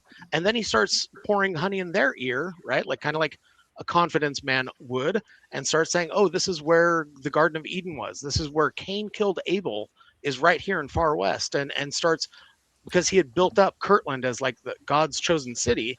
So then to make it more chosen to the people of Far West, he starts doing that. So to me, that shows, one, he knew what he was doing was fraud. It was for money, for power. And then when everything implodes, he leaves hoping that everybody will forgive him or forget about it. 5 weeks later, comes back, don't forget, and then he just leaves town and moves on to the next city. And so that, to me, I think, just like your smoking gun, if he had said that, I think that's, for me, a smoking gun of him not being so pious and being just the fraudulent side. And there's no need for a qualifier. Yeah, I have a feeling like Tyler would like to respond to that. He has that look written on his face. You've read my mind. Yeah, so is being bad at managing people the same thing as impiety? We talk about, this is what, going back to, I think, one of my early criticisms of kind of the insincere side is kind of the consequentialism that's and kind of backfilling that into talking about the piety question, where that's more kind of, I think, kind of the inputs side of the equation. What's Joseph putting into all of this is what that modifier is doing.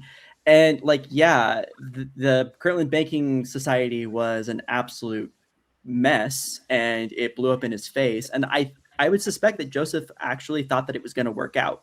He'd probably been told, some things from some people that he trusted, that this was going to work, that this was a good strategy for making money, and then the economy tanked and it blew up in his face. Like, there were circumstances outside of his control. There were circumstances within his control that caused it to explode as well. So, but he made bad decisions, and then he mismanaged people, and that definitely happened. And he lost a lot of followers as a result. Whole rifts in the church that happened because of it. People fell away from him, not from Mormonism, but from him. And that's one of the things I like to push back with like believers on, is that like David Whitmer doesn't leave Mormonism, he leaves Joseph Smith. And kind of the same thing with Oliver Cowdery, frankly. But is like mismanaging people, is being like, okay, if I go away, maybe this will like actually chill out and I just need some time to think. Is that impiety, or is that poorly managing people in that particular circumstance? And yeah, I would just my 2 cents, and I'm putting myself, and again, this is ascribing our like what we would do or our interpretation of things. I think if he was a truly pious person, that he wanted to fix the issues, that it wasn't just, oh, the juice isn't worth the squeeze, right? He would have stayed in Kirtland and figured out how to be industrious and make the people right before moving on. But it seemed to me, at least from what I was hearing John Dehlin say, listening to the audiobook, it seemed to me like it was too much, and instead of trying to make things right, he just moved over to Far West to get away from it all, and kind of had more people that were ready there to believe him, and he was ready to start, again, that one fell through. Okay, screw them. I'm going to leave them there. I'm going to go to Far West where I have believers, and they'll take care of me there. Right, the screw you guys, I'm going home thing. Exactly. Yeah. Right. Screw you guys, I'm going home. Yeah. Like I see, like I do understand the point. I understand the perspective that's there with that. Joseph had worked for like 5 years to make Kirtland work, 6 years to make Kirtland work. And like so much with that town had gone wrong. Almost nothing went right. Like that town, the history of that town is like barely scraping by for 6 years. And then when the Kirtland Banking Society stuff happens, like this is the first time that I think that something going wrong had actually cost Joseph Smith like proper support. Usually people would still back him up, despite like most of his circle would support him despite everything. And this was the first time that like that had just bottomed out, and he had lost that support. I can kind of see the instinct to be like, well, you know what? Like if this is how it's going to be, this is how it's going to be. And you have the whole dissenter movement that's going on there at that time as well. Like, I get it. I don't necessarily, like, I'm not saying I agree with it. I'm not saying he made the right decision. But I can understand the very human response in that situation to that whole scenario, that he's mismanaging people in that situation. But a human person, Bart. So this goes to the whole piety thing, right? Like a pious person, like Kendel gave earlier, the Saint Thomas. What was the name of the Sir Thomas More, Dietrich Bonhoeffer, right? Louis the Pious. There's so many more examples of people who are bow your head, humble about piety. I don't view do what is right. Let the consequence follow. Right? What would have been very right Kantian. for the people of, what would have been proper, what would have been the right thing to do coming back to Kirtland after everything went through. And that's why I think it doesn't speak to piety, right? It speaks to, he wasn't very pious as far as I'm concerned. In this example, this shows that he was not pious, and it was definitely a fraud, and it was definitely something that impacted, I think his grammar teacher lost $2,500. And so people close around him, he hurt, and he didn't try to fix it. He didn't stick around. He just went away. So let's say that we acknowledge that definitely falls as a data point on the side of the insincerity. I think then I would pivot to my question, and it was a data point on my sincerity side, is during the same time, we have Martin Harris leave, right? He leaves around the same time period. it's interesting to me that even though there is this falling out, he leaves the church, that we don't see the revelation of some conspiracy or any comments about Joseph Smith's lack of sincerity. So let's say we grant you the Kirtland Safety Society point as falling on your side of the line. I think, what fallout would we expect if Joseph Smith was just a knowing fraud and a con man from the beginning? In my view, is, I guess, what are your thoughts on this point of the lack of evidence of any type of conspiracy to cover up Joseph Smith's lack of sincerity or to cover up his bad motivations? What would your response to that data point be, basically after the Kirtland Safety Society? I'm not sure I understand the question, because I'm not saying there wasn't points where he was sincere, right? Like I'm saying he was sincere at points. I think there's also points during those same times where he was insincere. Like, so again, I think Murph actually brought it up specifically. Okay, he's creating, he's staying up let's say in a barn, making tin plates, right? So that he actually has plates that people can look at, or he can have under a blanket or anything like that. I mean, clearly he knows that those aren't the gold plates, right? He knows as he's making them, that's fraud. This is not, there's nothing written on them because I'm making these tin plates, and we all agree that. But I do think sincerity, right? He was also sincere as far as, Alvin dying and how is Alvin going to be saved. So I think he had those beliefs and all that. Let me pause you on the example of the plates, because I think, right, it's not just pious. We're not just describing him as a pious person. It's a pious fraud. So let's say, I think Tyler and I both share the view that Joseph Smith had a set of rudimentary plates that he created. Is that right, Tyler? I actually don't hold that position. Okay. But my position is that he had something that stood in place of an artifact, that there was something there that channeled the experience of being with the plates. And so my view of that data point is that, yes, like the pious fraud theory incorporates fraud as part of it. So he knows that he's representing some type of artifact as being more than what it is, whether through Tyler's theory or mine, which is like creation of a set of rudimentary tin plates. He just believes that the message he has to deliver is so important that it justifies the deception. I think that's maybe the part of the discussion that's being missed, is the pious fraud theory acknowledges that there were times he acted deceptively. There are times that I believe he acted insincerely in being deceptive. Yeah. It's that overall he feels that is justified when you incorporate his view of what God is asking him to do. In other words, like, I need the people to believe so strongly that God is justifying me in misleading them, because this belief ultimately will be good for them. It is a very ends justify the means form of divine command theory morality, and linked to divine command theory morality. I want to restoration, which goes completely against the etymology of pious. I just want to point out again, if it's mixed motives, not pious. Be careful of the etymological fallacy with that. Like, I agree, like, it is pure is the etymology, but just because it's the etymology does not necessarily mean that that's the meaning, nor is that the intended meaning that's being used. Right. And one of my slides, I just want to go into literature and the history of the use of that word. All these people who are defined by that word don't have this ends justify the means thing. That is completely missing. And if we add it in, I think we just ruin the word pious. That's my. But are you looking at piety, or are you looking at pious fraud specifically? Because in my mind, that is a specific term of art that's been coined for this exact circumstance. I am arguing against this term of art as the best way to describe Joseph. So okay, yeah. Before we maybe pivot to that and we get some closing thoughts, because I do want to wrap up in the next like half hour if we can. Are there any other data points that strongly indicate lack of sincerity that the folks, I'm going to use below the line, below the middle, the median here, do they feel that there are any data points for lack of sincerity that we haven't articulated or explained, or that they would like to focus on? I mean, go ahead, Kendel, a bit. Yeah, I thought all of this was a tangent to to Kolby's question about if Joseph had said, if you really want to make money, do this, how that would affect the thing. I thought that's what I thought we were about to go over all the insincerity things.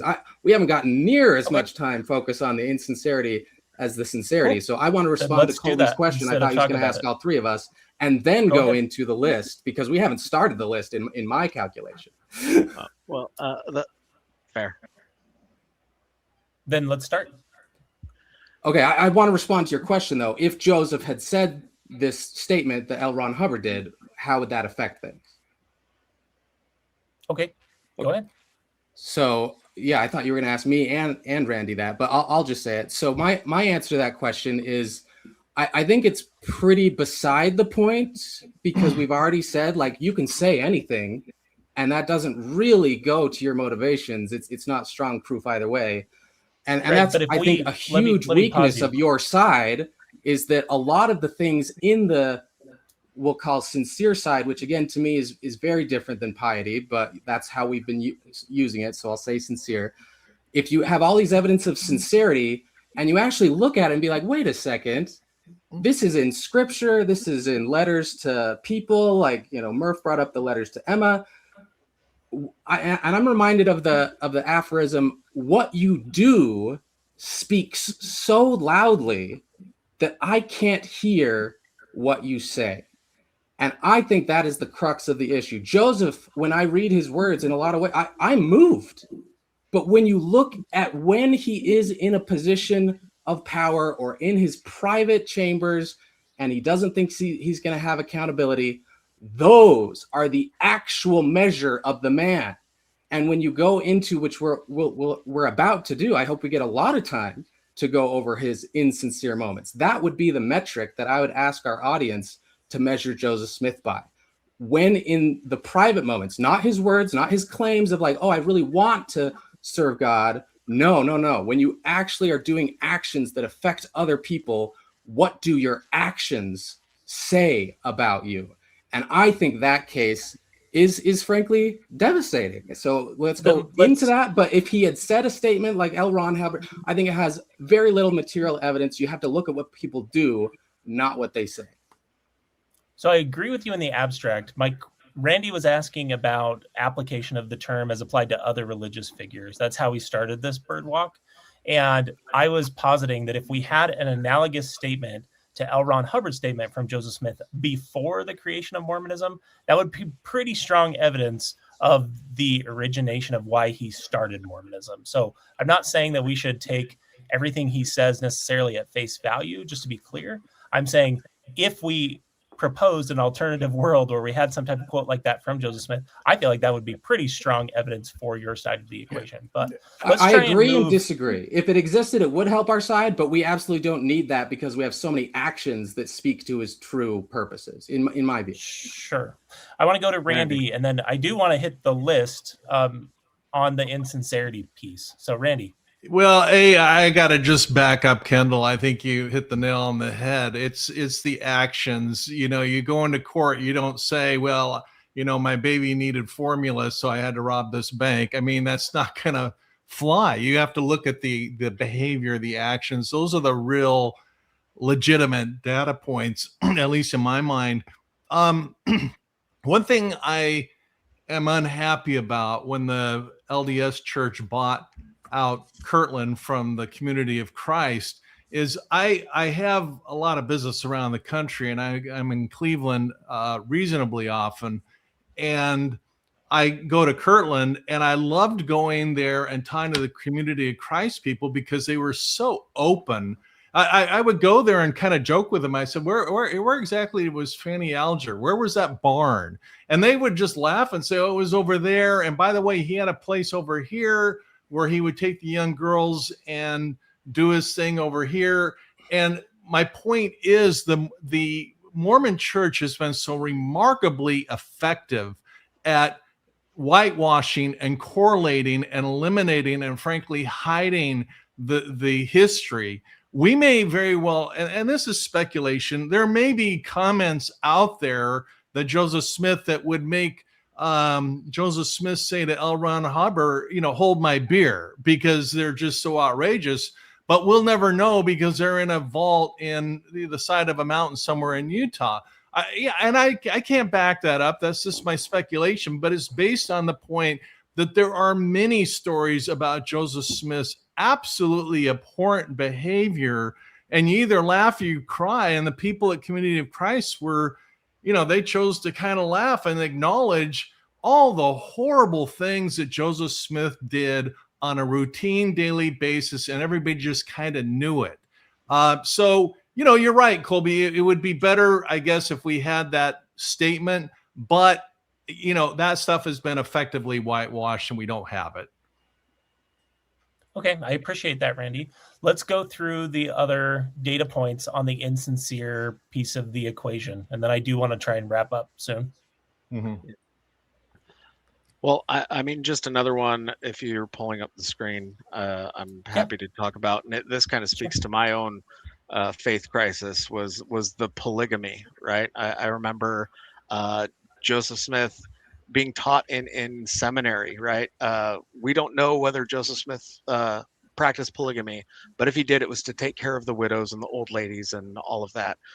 But there's not enough data for us to know that. And then they would point to, let's go to the source, and they would point to his carefully worded denial, where what is this to be accused of having 7 wives where I can see only one, pointing to Emma, right? I think again, that to me, if he was pious, sincere, honest, I don't think an honest person would do those things to Emma that he did, right? Like I wouldn't cheat on my wife, and this is also coming from me, from my own history. I was cheated on by my first wife, actually, and I think it's probably one of the most disrespectful things a person can do to another person, right? And so, and the cheating has nothing to do with whether Joseph said God said it was okay or not.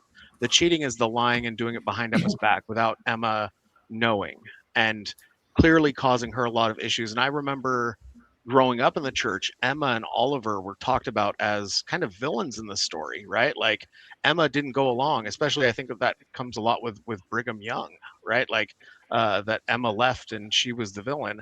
And I think she was the villain, but looking back at my own history, right, and what happened after I got divorced and my ex cheated on me, Joseph should have been the villain, right? And reading the gospel topics essays, reading the footnotes, reading all of that, and them tacitly admitting to all the things I was taught and raised was anti-Mormon lies, and that they now are tacitly admitting to. That's where I'm starting to say, okay, yeah, a pious person, a sincere person, a good person wouldn't do that to their wife, their spouse. I mean, I wouldn't do that to my spouse, and having had that done to me, that's not a pious person in my book.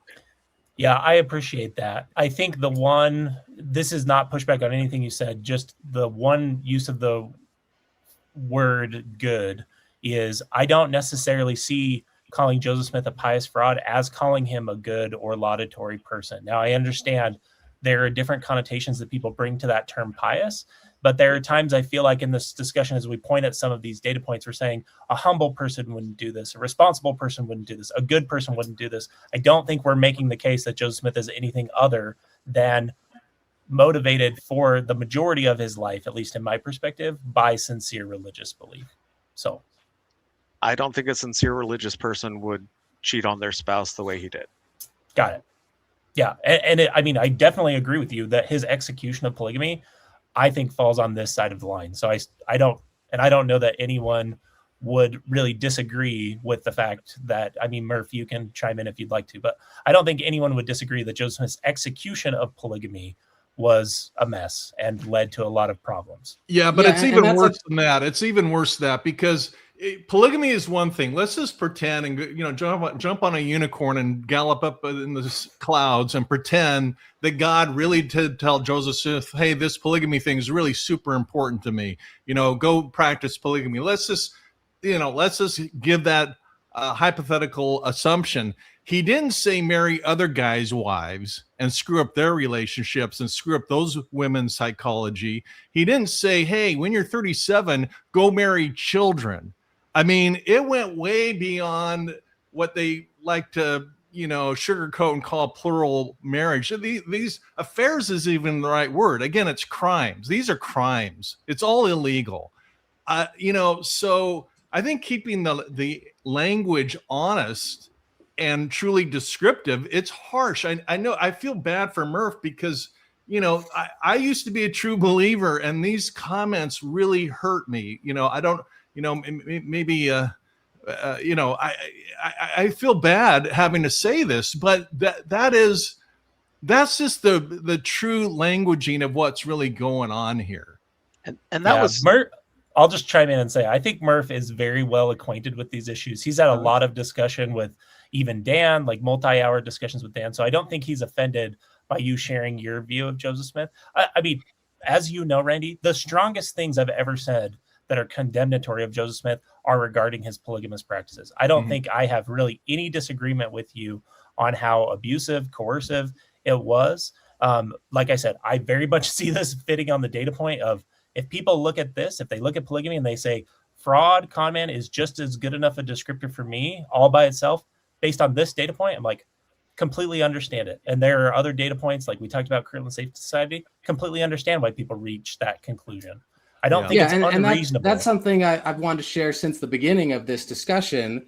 What are the criteria to defeat the term pious fraud or not? I just want to quickly go over them. In my view, you can defeat the term by any superior or equally plausible way to explain his same behavior. All the pious examples we've given, I mean, we can give other justifications for, so I think you can defeat pious that way. The second way is what we're going to getting into now. In my view, we're just starting for our side to really get in the data of this one, and that is simply offer up more self-serving examples than pious examples. Then you have to call him not pious if there's just more bad examples. Number three, the devastating consequences of his actions, even if they are sincere or religiously motivated, are so great and terrible as to be incompatible with piety in the grander sense, that you worship and follow a just God. And I think that's the biggest weakness, perhaps, of your side, is it kind of gets into a tautology. We quoted Doctrine and Covenants 19. If you say, oh, I'm religiously motivated, if God is telling you this, or you're doing it in behalf of defending the religion, but the religion says, oh, God can lie and use deception, and oh, by the way, I speak for God, you've created a circle of anything I say is religiously justified. I mean, that's a tautology. You can't argue against that. And so the easiest way to defeat pious fraud, in my view, is what I think your side has already conceded, and that is the term pious is confusing and contradictory. I think that's inarguable, personally. And so with those as the criteria, I want to go into the list of insincere or badly motivated examples, and I would have your audience ask itself, did Joseph do this act piously? That's the criteria when we go through the list. So let me know when you want to go through the list. I'm ready. Well, we're kind of mid going through it, right? So yes, if you want we're to mid going through it. The only one I'd push back on of those criterion, Kendel, just for what it's worth, is I don't agree that analysis of the devastating consequences of his actions, which I would largely agree with you on, speaks at all to his piety. I think unless you're smuggling in assumptions about what the word piety means. That's why I think it was important to, like, I understand the feeling that, well, if you look at what Doctrine and Covenants 19 says, that basically amounts to a tautology, but I would push back on the idea that it's a tautology because I can give you data points where I would say, even with that framework, Joseph Smith did this, and I think this indicates lack of sincerity even in that view. So that's the one I'd push back on. That feels like an argument from consequences to me when we're really talking about, I think, a different question. So not minimizing the devastating consequences at all. I can acknowledge those. I can criticize those. I just don't know that they directly go to piety unless we're like importing a lot into what that definition means. For sure. I would concede that's the weakest of my criteria. Absolutely. I would agree with you. Okay, let's go ahead and go through the list because Murph has about 15 minutes left. We probably won't be done in the next 15 minutes, I would guess, but it's not because he's offended, I'm going to assume. Okay, I can give my list first. It's dinner.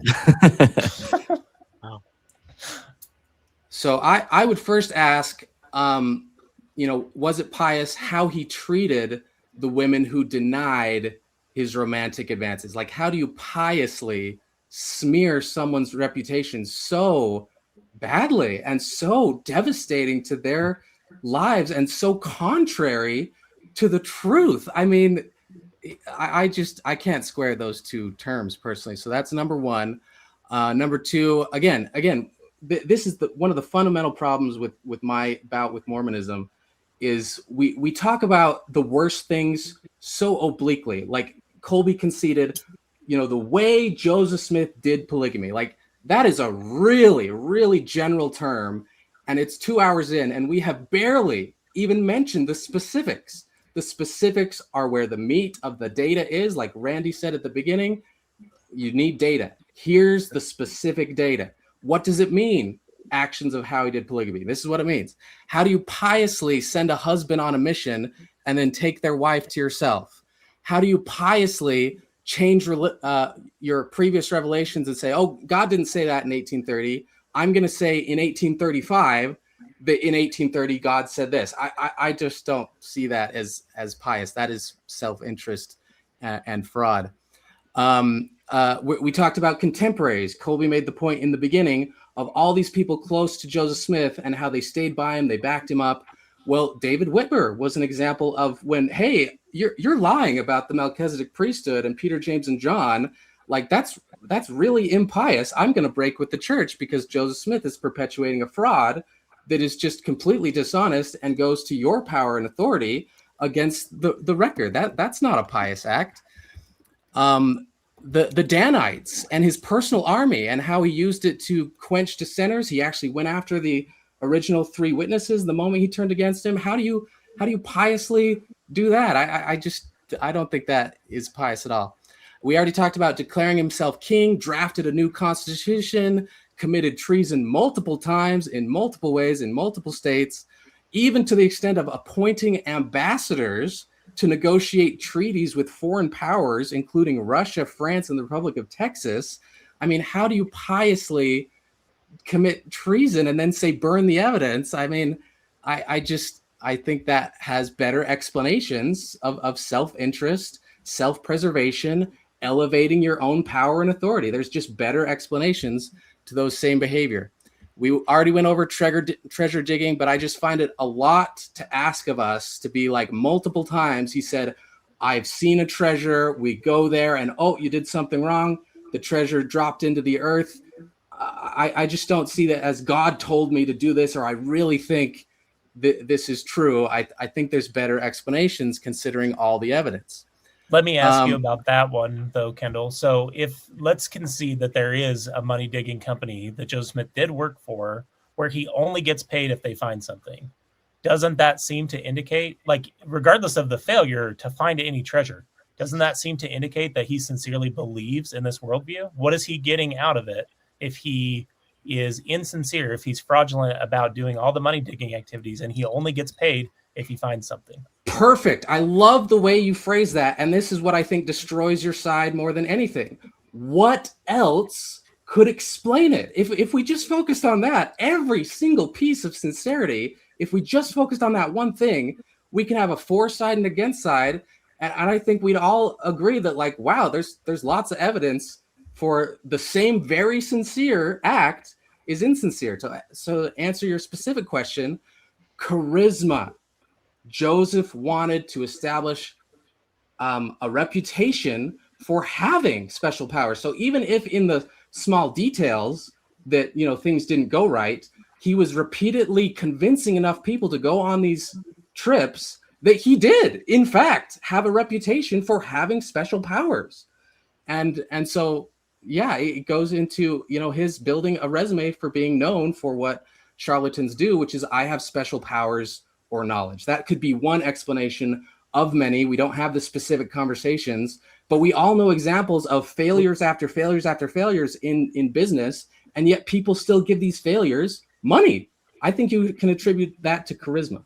Which could also explain the transition from the money digging to the Book of Mormon and the effort that he put in there, right? Because he was put on trial for being a disorderly person because of the treasure digging and the peep stone in the hat and stuff, right? Well, if he pivots to answering the religious, because he was obviously very enthralled with the Bible and religious talks of the day, those sorts of things. I would say the value of the gold plates wasn't the gold plates, right? He was selling it more as, hey, this is the values in the words of this book that I'm producing to you, because how is he going to go to trial for that, right? Like, it's something that would then alleviate the people taking him to trial for the fake treasure digging.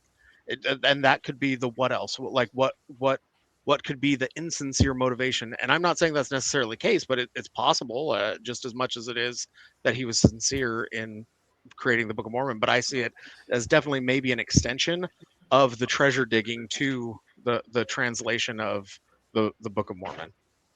Okay. I'd like to go over to Murph before he has to leave us for dinner with far more pleasant company. And see lovely, if, yeah, see if we can start to get some kind of closing thoughts, unless there were any other items on your list, Kendel, that you wanted to hit.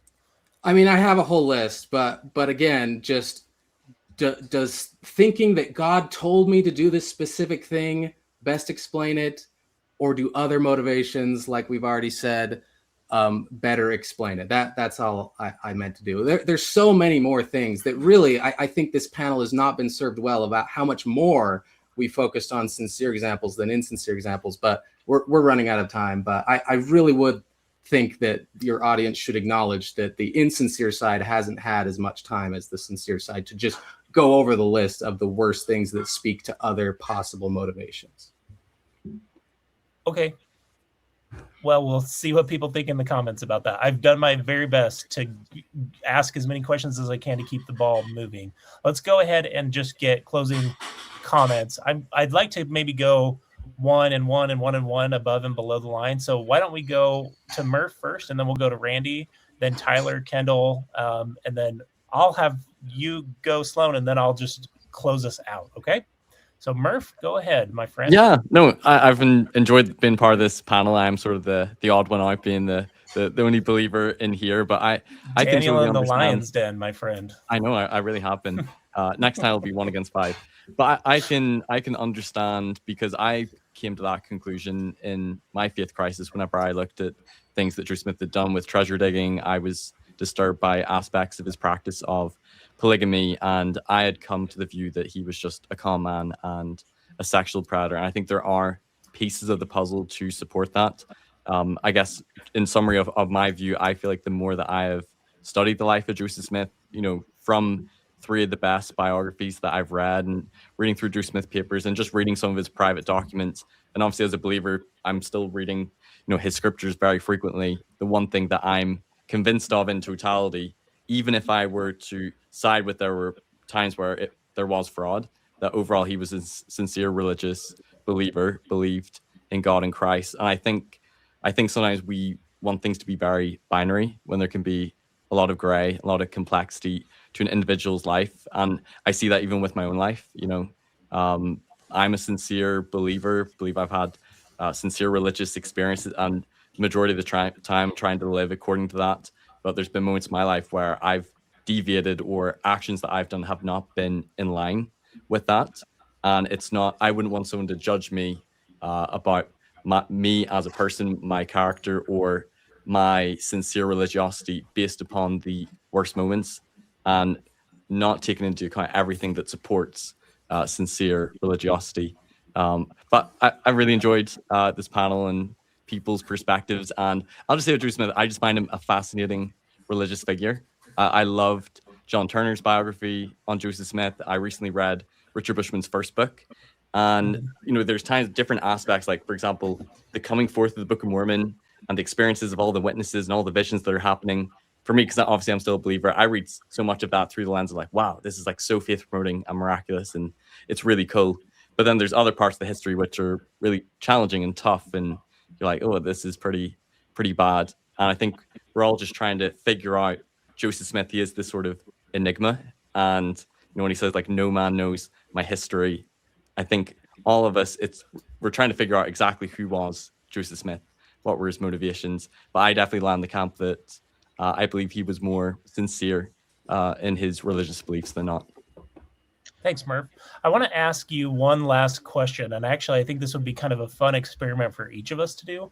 What do you think is the strongest point that the opposing side of the panel has made today, Murph? And then I'll ask the same question of you when we get there, Randy.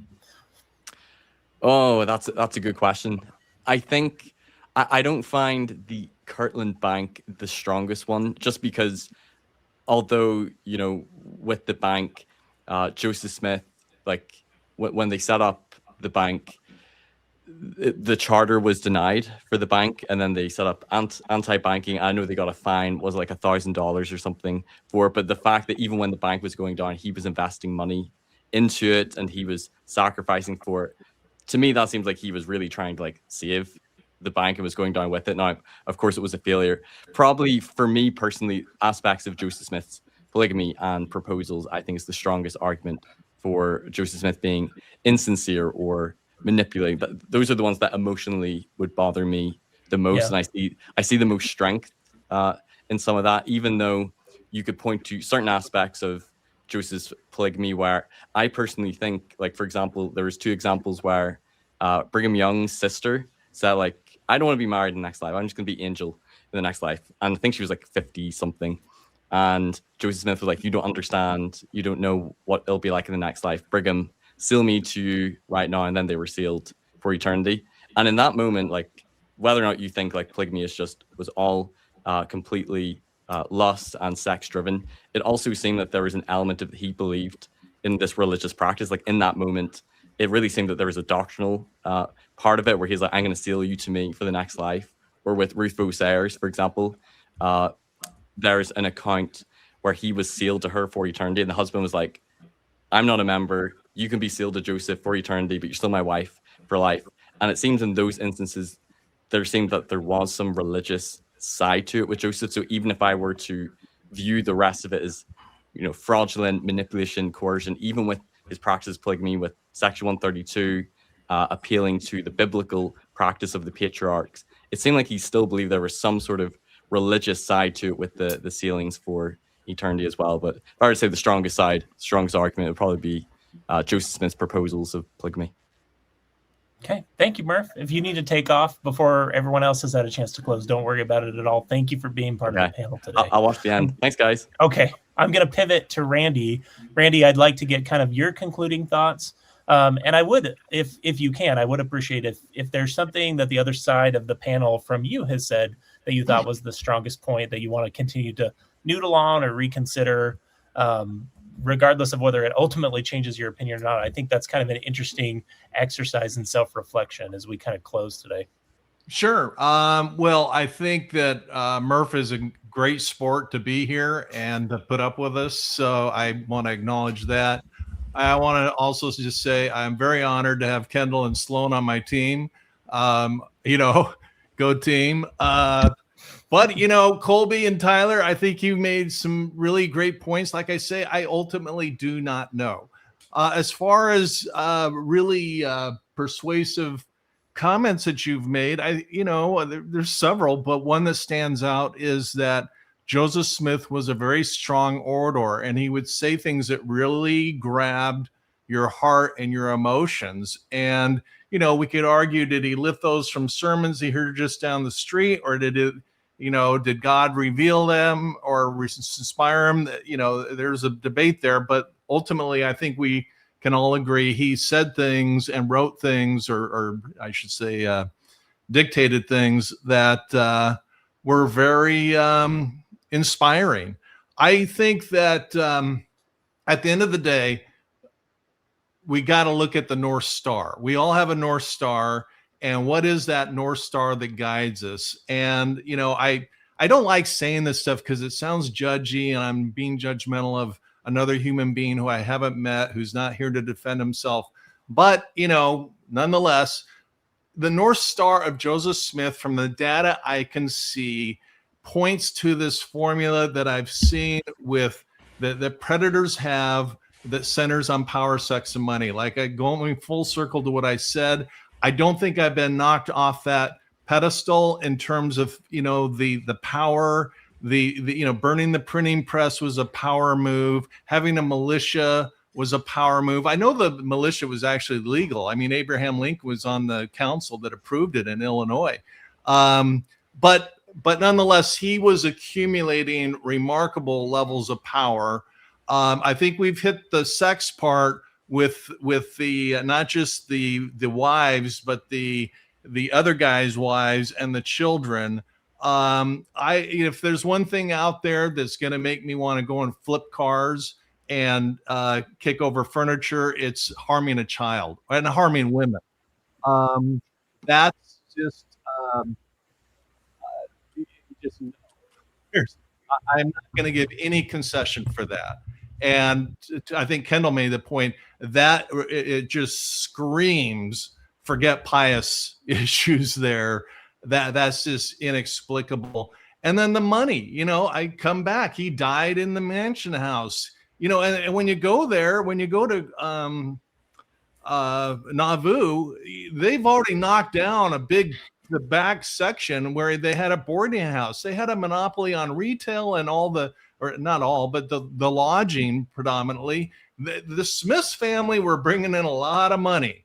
So that seems to be his guiding star. And like all the religious folks that I've seen and other predators, from Heaven's Gate to Raniere and Jim Jones, they all had religious,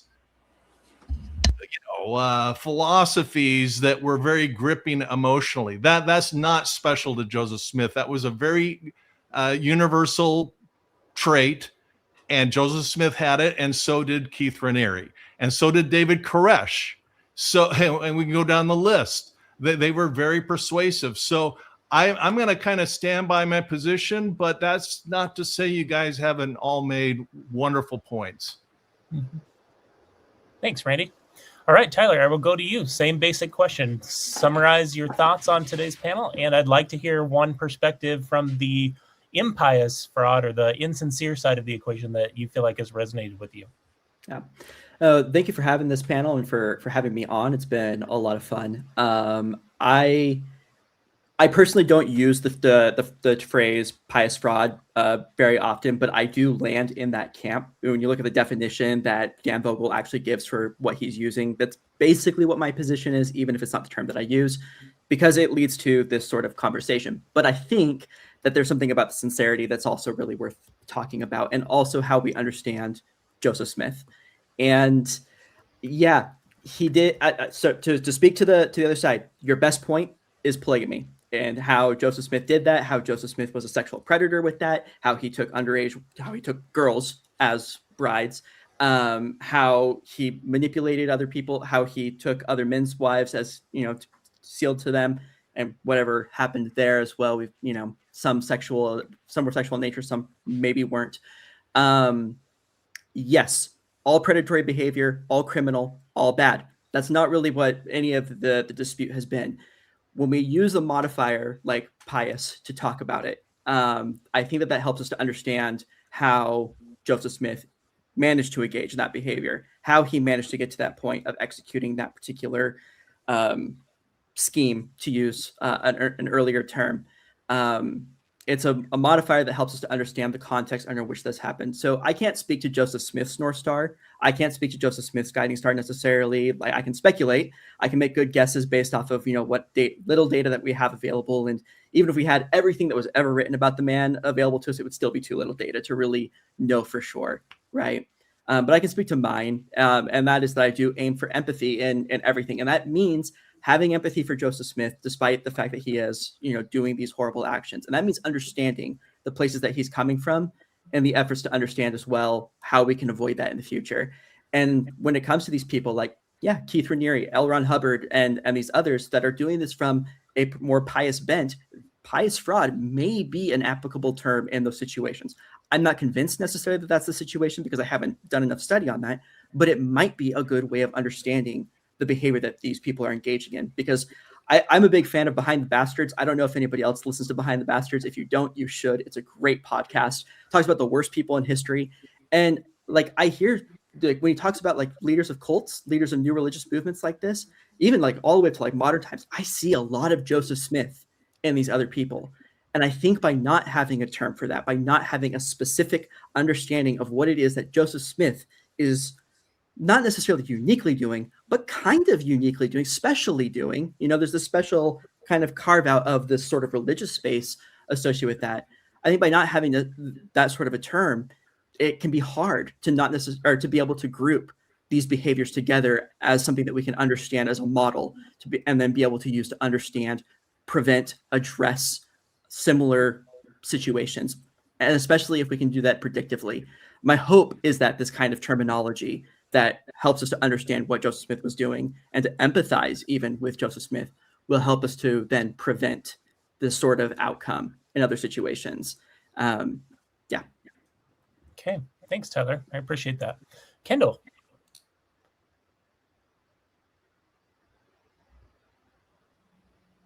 I'm not hearing Kendel. Sorry, I was muted. Yeah, there's tons of points on the other side that I think are very valid, totally fair to make. I still just want to reiterate that I came to this panel under the premise that pious is the best term, and so I don't think it's the best term for several reasons. I think, to me, pious kind of smuggles in a moral commendation that's precisely what's at issue here. It kind of, jumps to the conclusion before the justification is made. And just, again, to summarize things like the revelations consistently vindicate Joseph. The visions consistently elevate Joseph. The translations consistently authenticate Joseph. The doctrines consistently expand Joseph's authority. The exceptions to a sincere, non-personal gain end goal are just, it doesn't prove the case. There's definitely better explanations. But can you find examples of sincerity? I am moved by some of the things that Joseph said and some of the things that he did. I just don't think that, it's this versus like, oh, Joseph was sincere or Joseph was just a knowing con man from the beginning. I think all of us would agree it's more complex than that. But for my side to win the day, you just have to say, well, he did enough things that really it's not the most reasonable conclusion to say he did it with sincerity or with piety to call him a pious fraud. I think you should use convicted fraud, zealous fraud, self-deceived fraud, self-rationalizing fraud, and take away the moral approbation, which is, again, my position of what pious does. Okay, thanks, Kendall. I appreciate that. Sloan.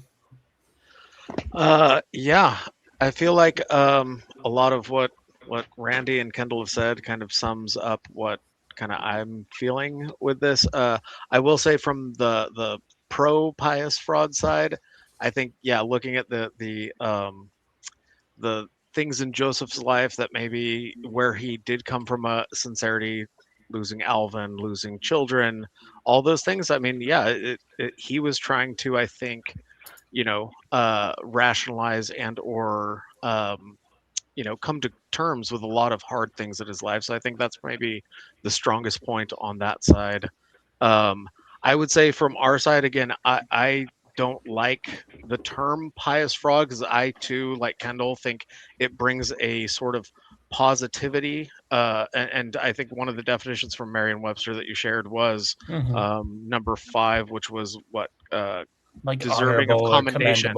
Commendable. Yeah. And so that to me, it I don't see it, and I've only heard it used for Joseph Smith, and that's kind of what brought this up. Is I've seen the documentaries about Keith Raniere, about Warren Jeffs, and nobody makes those positive terms or uses a positive spin when speaking about the things they have done or did that are very similar and from the same playbook that Joseph Smith did, which is what Randall so eloquently put earlier, where it's money, power, and women, right? And I would even say children as well. So it literally is the same playbook.